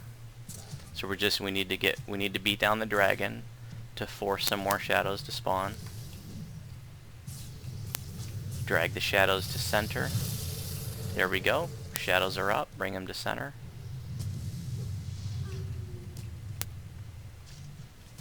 When a portal spawns, we're going to go through it. There's a portal up. Go ahead and go through. Grab a shard of the phylactery, and then go turn right back around and go out the western portal. So we got lucky. That was the second try. So basically we rolled a 6 on the second roll. Sometimes you can sit there and do that 20 times before you get the right one, and it can be really frustrating. Some groups might like to do 2 or 3 at a time instead of all 6, but that gives you better odds. If you were to do 2 at a time, you'd have a 1 in 3 chance of getting the right one. If you do 3 at a time, you have a 50% chance of being the right one. Okay, all of the ward flames are lit. And now what we're going to do is the dragon is brought to the center, because we have to kill the dragon on the center. Don't DPS the dragon yet. She's really low, and I want to make sure that you understand how this next part works. And this is the part that pugs screw up. It's that part where you have to pull the levers at the same time. So what I want is 2 people. Let's have Thaddeus and Klept on the lever that I am. I like to put 2 people on each lever, because if there's only one person there and you get interrupted because trash spawns on you, then you have to do it again. You know, the window to pull this is so small, and pugs are typically only going to put 1 person here, and they get interrupted, then you just have to do it again. So I want Thaddeus and Klept here. And then, actually, no. I want Thaddeus and Demence here. Klept, do you have an AoE like Firewall or something? Yes. I want you to keep a Firewall up on the lever, on both levers, this one and the other one. That way, if any trash mobs spawn on it, they aggro on you instead of the people at the levers. Okay? The people at the levers, I don't want you to be getting any aggro of the trash. So Galleria and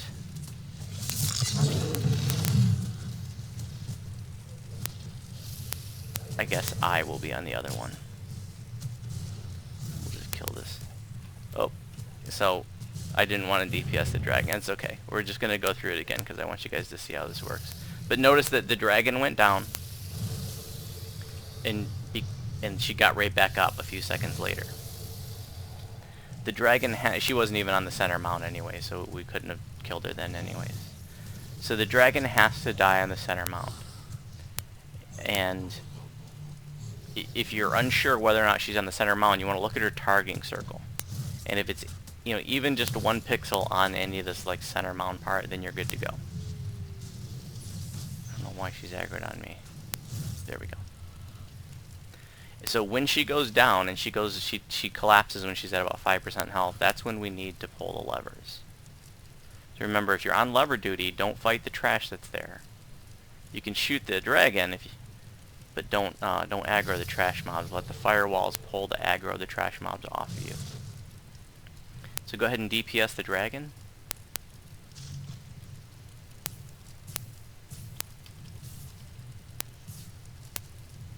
And get ready on levers. Ready on Norse?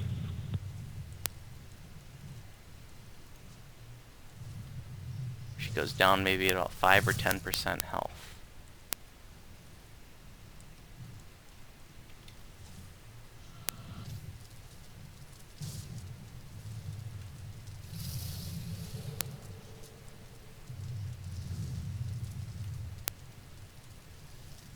If she goes off the center mount, it's important that you stop DPS immediately. So you don't want to have like dots on her when she's getting low in health.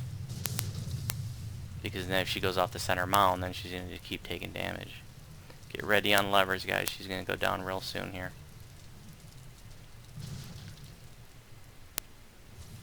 Get ready on levers.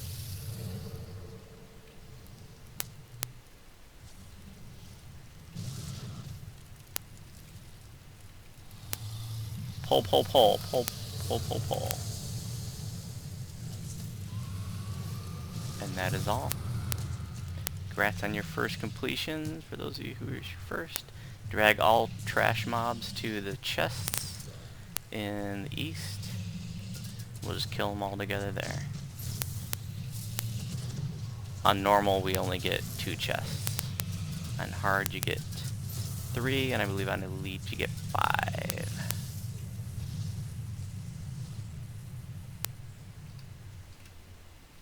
"81 minutes. There are bugs that'll take longer than that.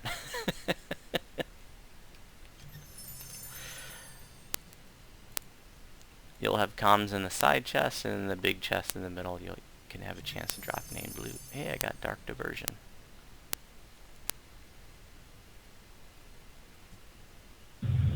Nice. Demince, are you an assassin?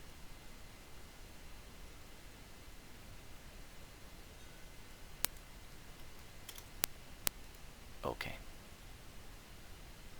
Well, nonetheless, this is a more of a roguish item. So I'd really like, you know, is there anybody that feels like they should be able, you know, I really want to get this to Demince because this is a roguish item, but is there anybody else that maybe like you're a rogue in your normal life and you're just doing a past life right now? I have no objection to the rogue getting it. Anybody else have a compelling reason why they should be able to roll on this item? Unless you don't want it, Demince. But otherwise, I'd like you to have this because, like I said, it is definitely a roguish item. Okay, cool. I'm going to give it to you. There you go. And I'm going to put my phylactery up for roll. D50 high. The phylacteries are used to craft your tier 3 on your Thunderforged weapons. You can craft tier 1 and 2 with unbound ingredients, but to do the tier 3 you need 30 of these phylacteries, so it's kind of a grind to get them, but every 20th completion you can take 10 of them from the list.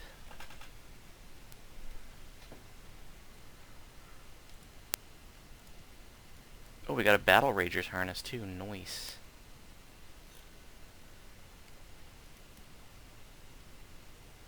Okay, two. Oh no, Thaddeus rolled high on the D50. There you go, Thaddeus. Thank you. Looks like no other takers, so Thaddeus also gets the Battle Rager's harness. Any other questions? Demince, you have a question? Thanks, Laurel. Anybody in the live stream have any questions about this one before we move to the next one? The next one's a much simpler raid than this one. I like to do this one first because, you know, by the time you finish this, you're ready for something a lot simpler. Oh, it's okay. Go ahead, Demince.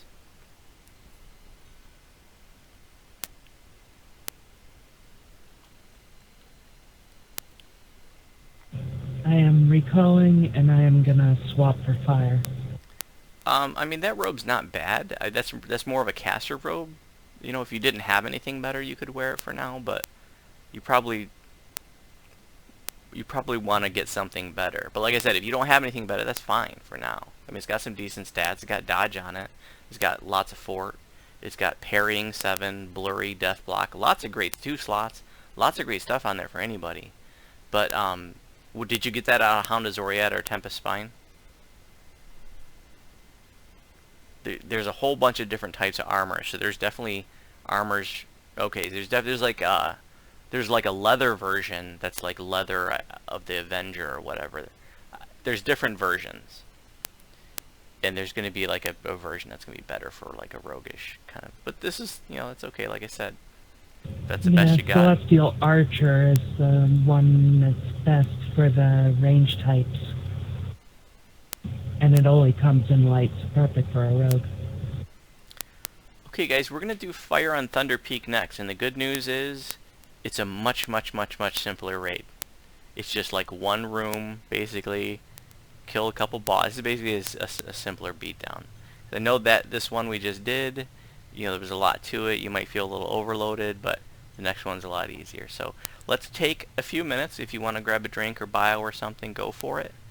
And then we'll do the next one in just a few minutes. In fact, I'm going to step away for a minute too. I'll be right back.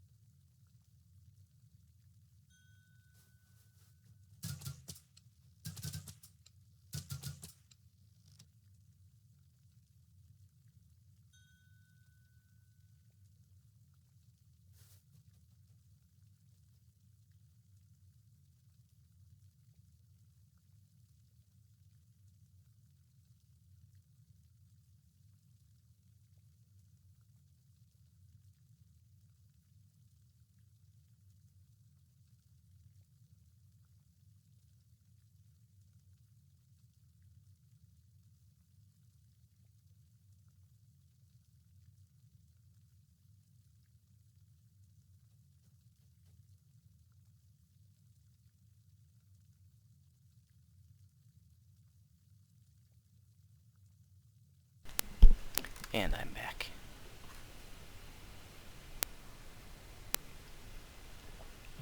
Beldarian's asking if you'd like a hand.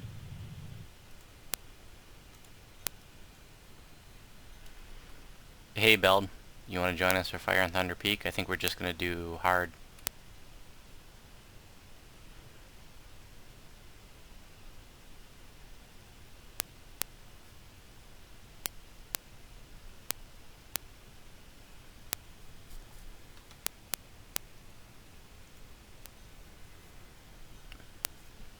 Welcome back. Thanks. I don't have a key, so I'm gonna have to make the run.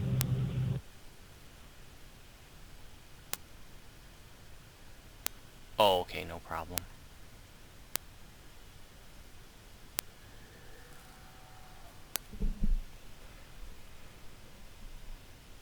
Beld, are you on? Do you have sound tonight?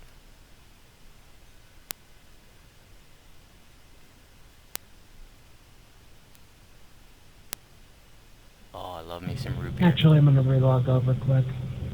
Okay, cool. Haven't even done Rift.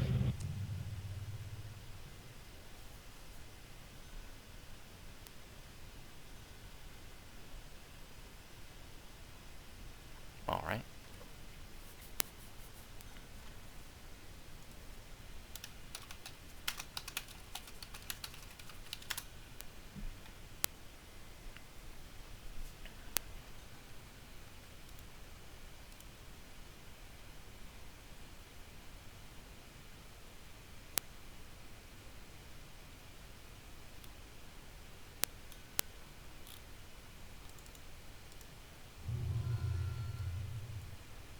Okay, so Beld, we're just gonna do hard, okay?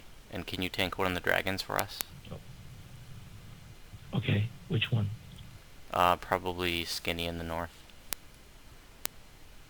And I want to make sure you realize that we're doing a teaching raid, so I'm going to be going over the explanation of everything, okay? Sure. Okay, thanks, buddy. Appreciate it.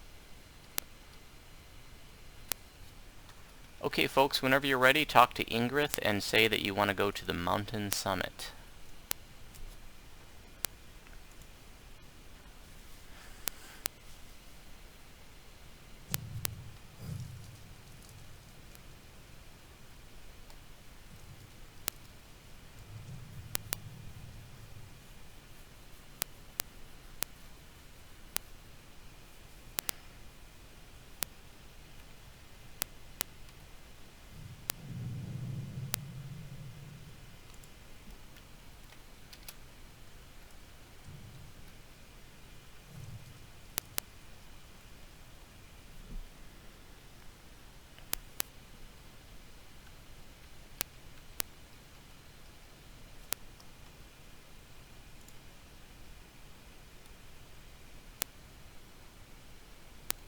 Thaddeus, it looks like you went into the Slayer zone.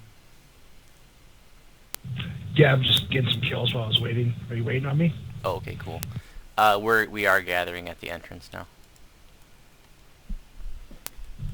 Yeah, I got a red name. Let's see if I get rid of it. Oh yeah, go for it, dude. It's fine. We're still waiting for Galleria to relog. Hey, Cheddar Mentos. Welcome. Welcome, Wounds DDO. Robert, yeah, I mean, it's... Fire on Thunder Peak is definitely one of the simpler raids in the game. It's one room. You know, it's basically just a beatdown. There are... You know, it's a beatdown with some asterisks. Because there are different stages.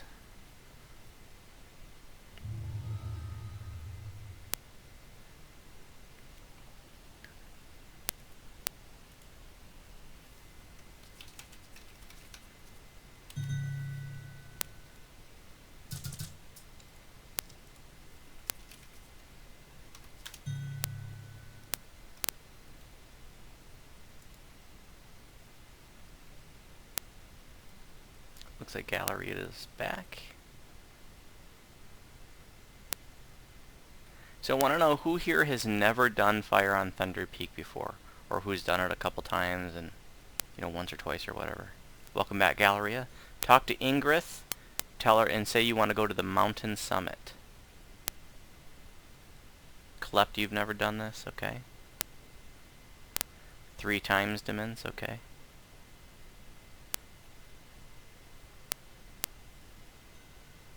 Once, Thaddeus? Cool.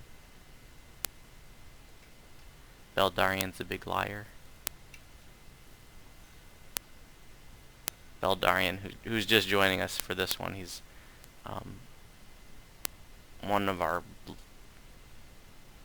really, really long-time guildies, one of the best players that we have in High Lords. Definitely a ringer. Yep. With Beldarian in your group, no can fail.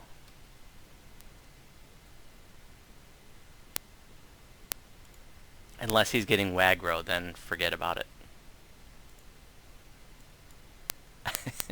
Go ahead and step in. So we're going to do this one on hard. Elite's pretty intense. You know, even though this raid is a few years old, you definitely want to make sure that you have folks that can handle it on elite, and we probably could. I'm confident we could pull it off, but it probably would be kind of stressful. The dragons, especially during like the second half of the raid, hit really, really hard and would probably one-shot over half of this group.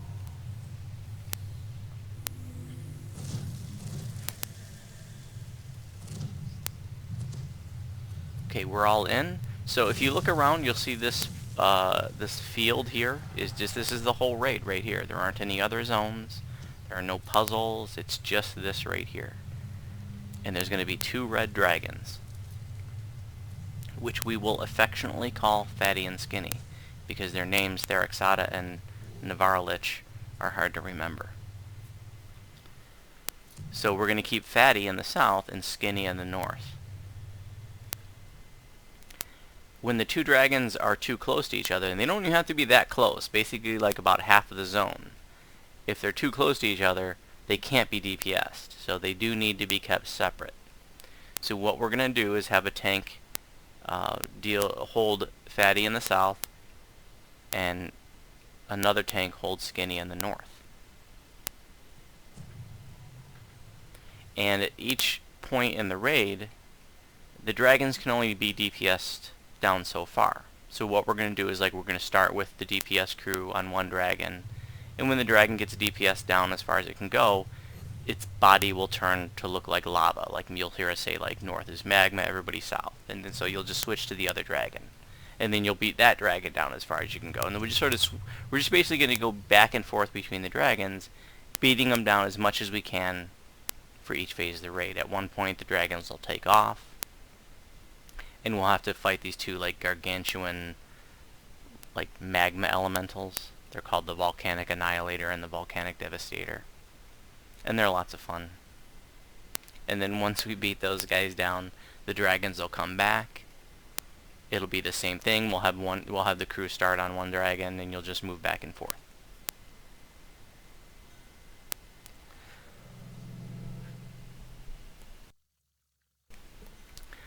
Once we get the dragons beat down to 50% health, the artifact in the center of the raid becomes vulnerable.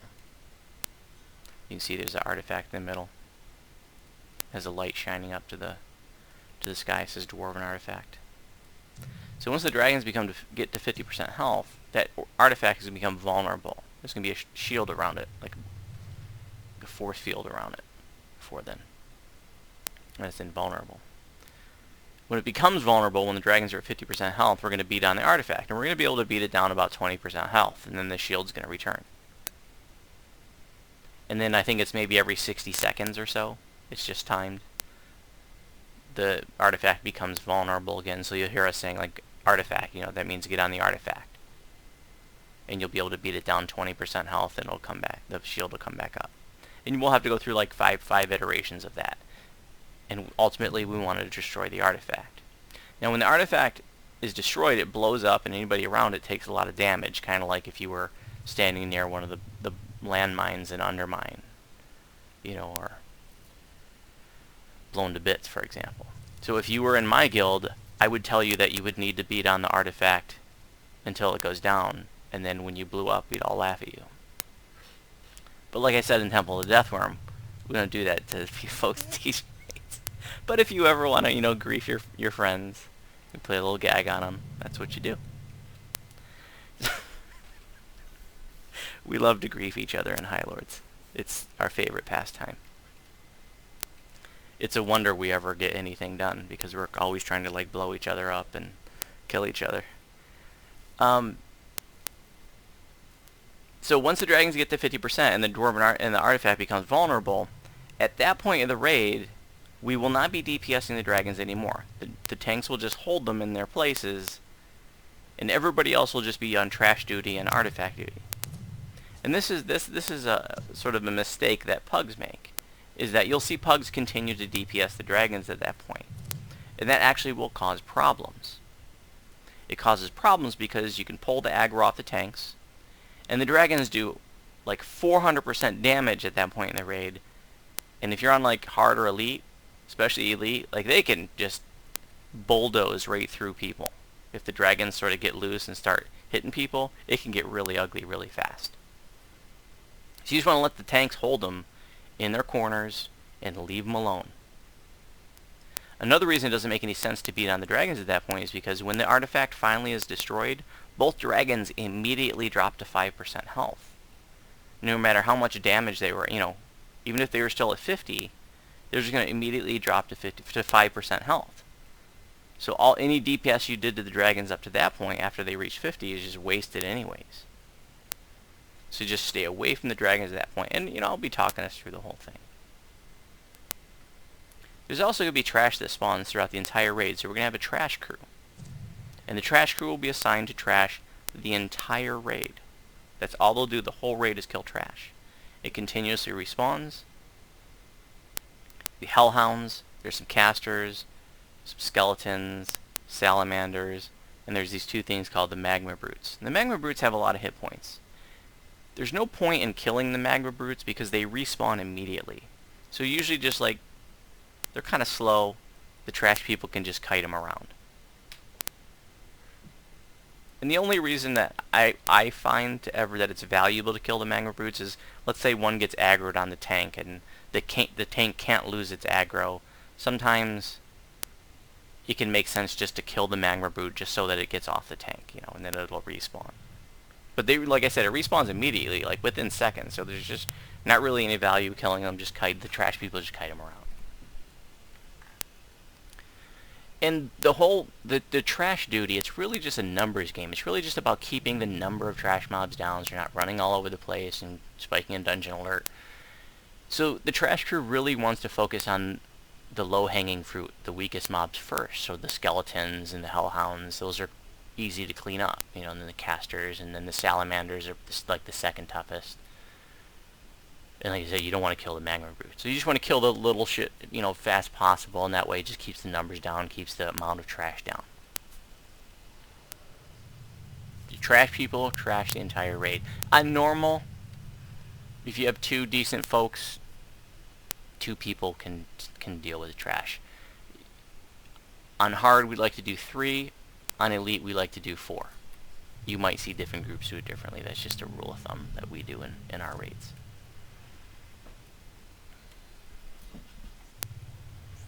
So the nutshell version, there's going to be 3 people on trash the entire raid, 2 tanks, and everybody else is on dragon DPS. You'll be switching between the dragons, DPSing them down as much as you can. You just switch back and forth.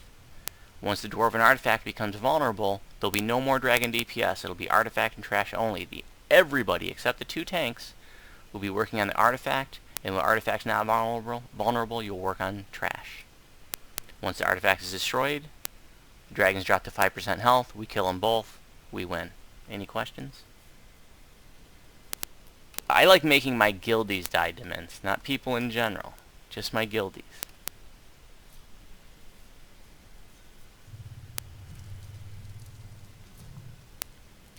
Suruzen, will I be questing on Ginger later? Yes, I will. I'm level 16 on Ginger right now, so I think we might be doing a couple Veil quests, maybe a couple Wayloon quests. I think I'm banking 17, so I don't think I'll be doing 16s for too long.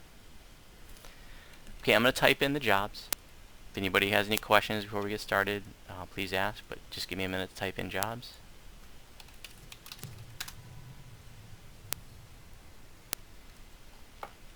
Wooter and Lemuria, I'd like you to be on trash, please. Okie-dokie. Okay, great. Actually, how about Wooter, Lemuria, and...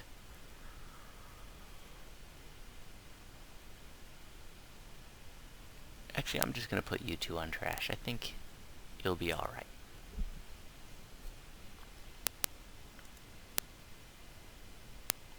If you need help, though, let me know. We'll have, Erica help you out or something.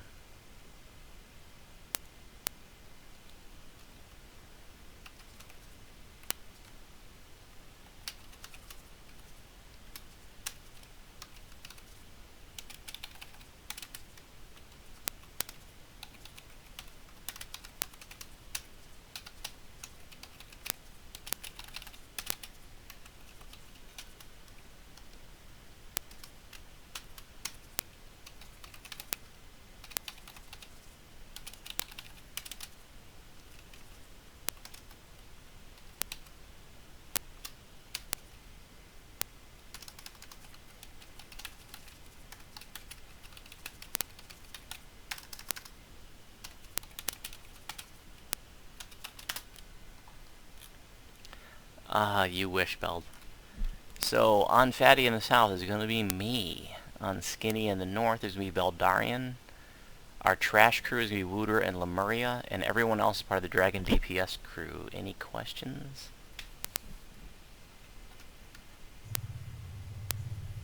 Last second buffs.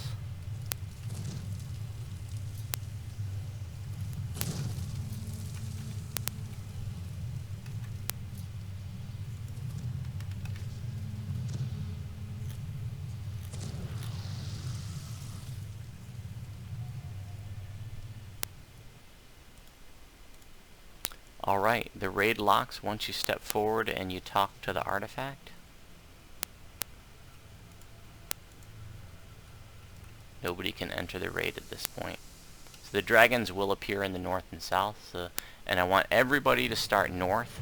There won't be any trash right away, so even the trash crew can help DPS the north dragon. So go ahead and start in the north.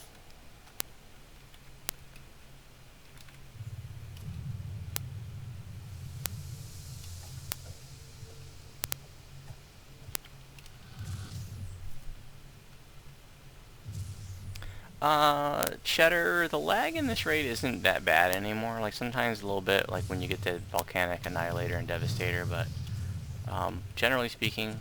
But then again, we don't run this raid that much anymore. But when we have, I haven't seen that bad lag.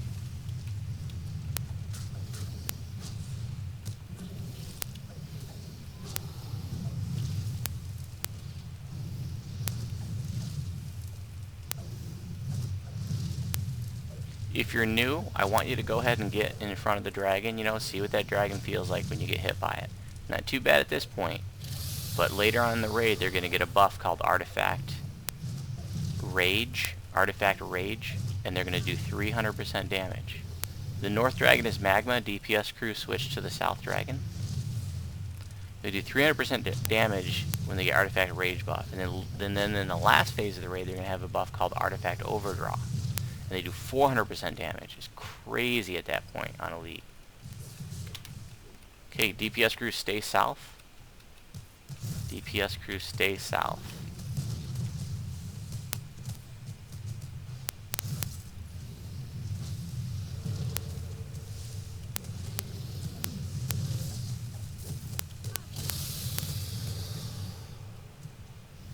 I like to hang out in the corner up here just because the dragon can't buff at me back.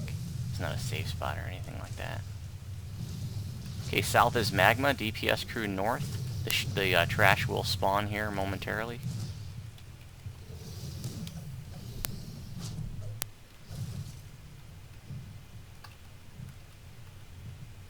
Okay, the dragons have flown away, and now we have the Volcanic, Annihilator, and Devastator. We can drag all trash and bolt the big boys into a big pile and just beat them down with AoEs.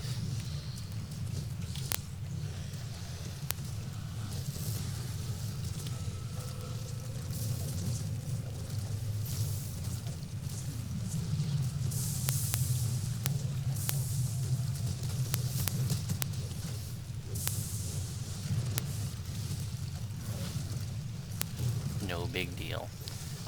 The dragons will respawn now, or they will come back down. And so DPS crews stay north and work on the North Dragon.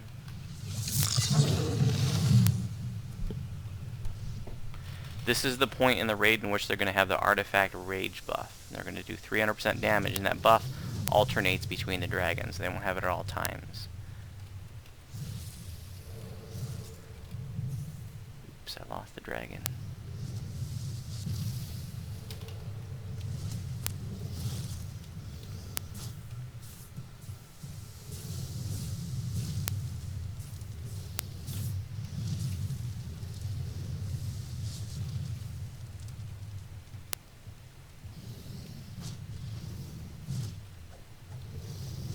Okay, North Dragon's Magma, DPS crew south.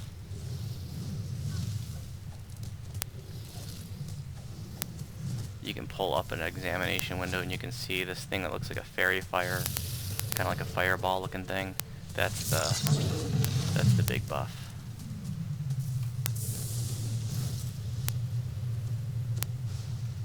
Okay, no more dragon DPS at this point. Everybody except the 2 tanks is on trash duty and artifact duty. And the artifact is vulnerable now, so beat on the artifact. It will not explode until it's killed, so don't worry about that right now. And the force field's back up on the artifact, so everybody but the 2 tanks just work on trash. Remember to kill the little stuff first, because it just continuously respawns.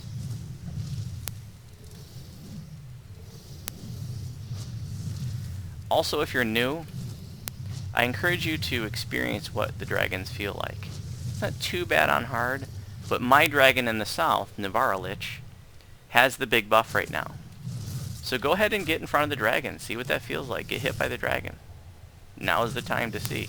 Like, Demince just got owned by the dragon. Demince now knows what it's like.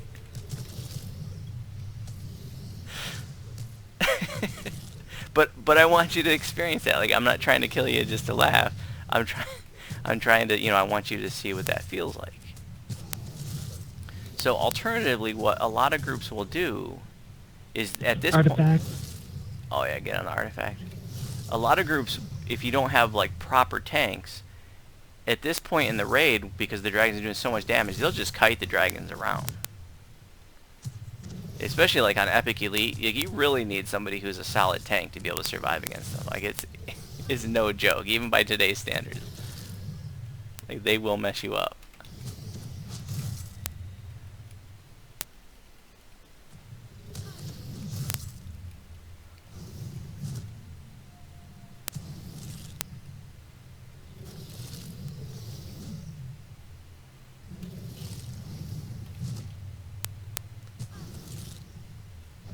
I'm gonna see if I can just get a better camera angle for the video, for the live stream.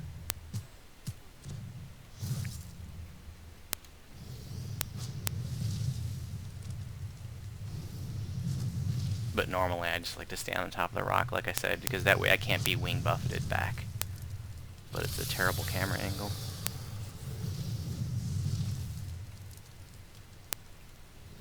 I think the dragon got beat down to magma point just from my aura. Artifact. Yeah, Beldarians did too.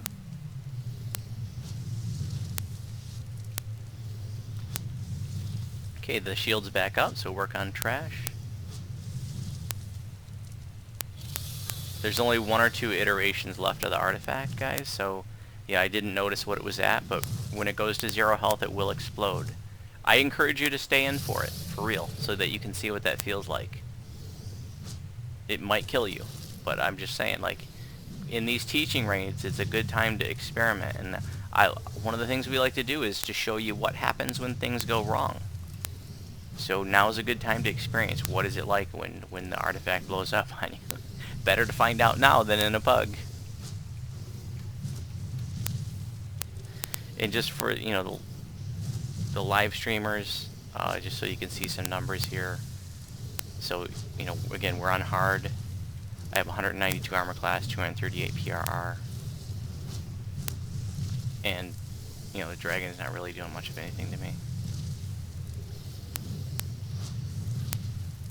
But it's challenging, though. On Elite, like, this is challenging for me, like, to survive the hits. The hits are huge.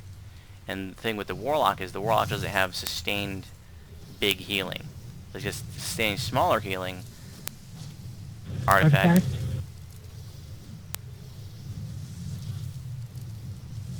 Okay, we got 1 more iteration of the artifact, and then it'll blow up. But as far as the big heals go, the Warlock's got Shining Through, but that's on kind of a long cooldown. Dragon, triple hits you. You can't just keep hitting Shining Through. And then you got Staunch. So there's a second sort of big emergency heal. But if you get, like I said, if you get triple hit by the dragon, it can be a little scary. Because Cocoon and Renewal, that's not cutting it. You need something that's going to heal like 1,500, 2,000 points of damage. So Dragon's got a couple hits on me right there. You saw I was down to about 50% health.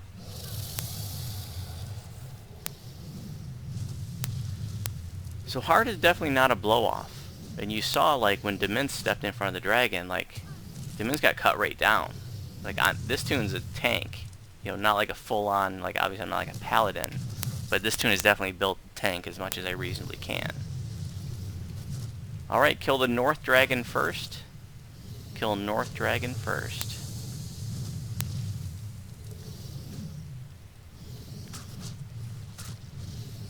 Once the North Dragon is dead, just go and kill the South Dragon.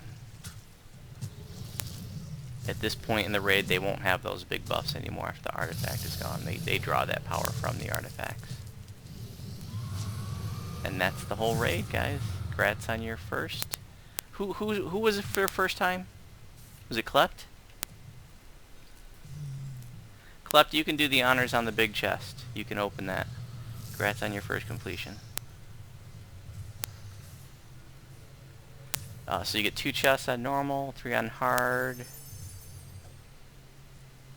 Or no, 1 chest on normal, 2 on hard, Nice. 3 on elite. What'd you get? Runestone. Oh, grats! That's perfect for that tune. That's an awesome, Nice. like caster druid shield. First time completing in this tune too.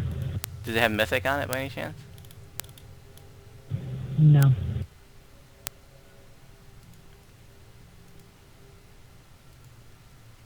So there's another one, Dragon Mask drop too. That's awesome. Yeah, nice.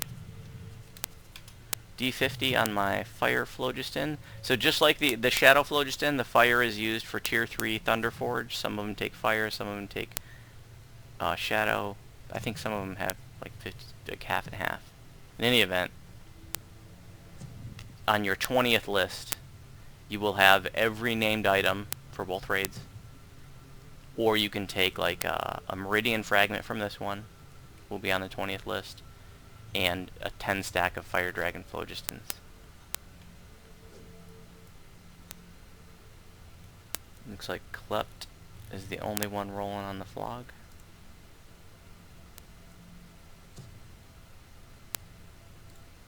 There you go. Any last questions? Because that is all for the night.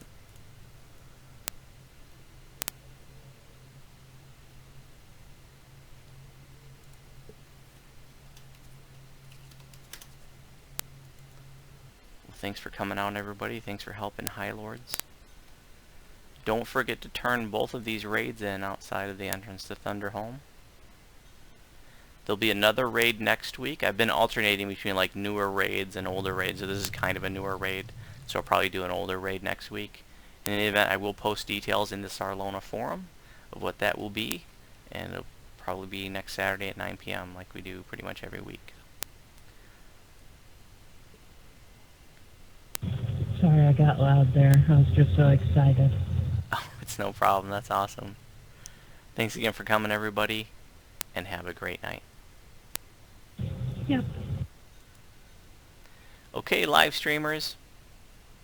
If there are any last questions, let me know. I'm going to shut down the live stream here in just a second, but I'm going to continue to monitor the chat for maybe about 5 minutes. If you guys have any questions, I know some of you are learning along. Is that Fatty Arbuckle? I know some of you are learning along with us, so if you have any questions about any parts of either of these raids, let me know, and I'll be happy to answer. Like I said, I'm going to shut down the live stream now, but I'll be monitoring the chat for about 5 minutes.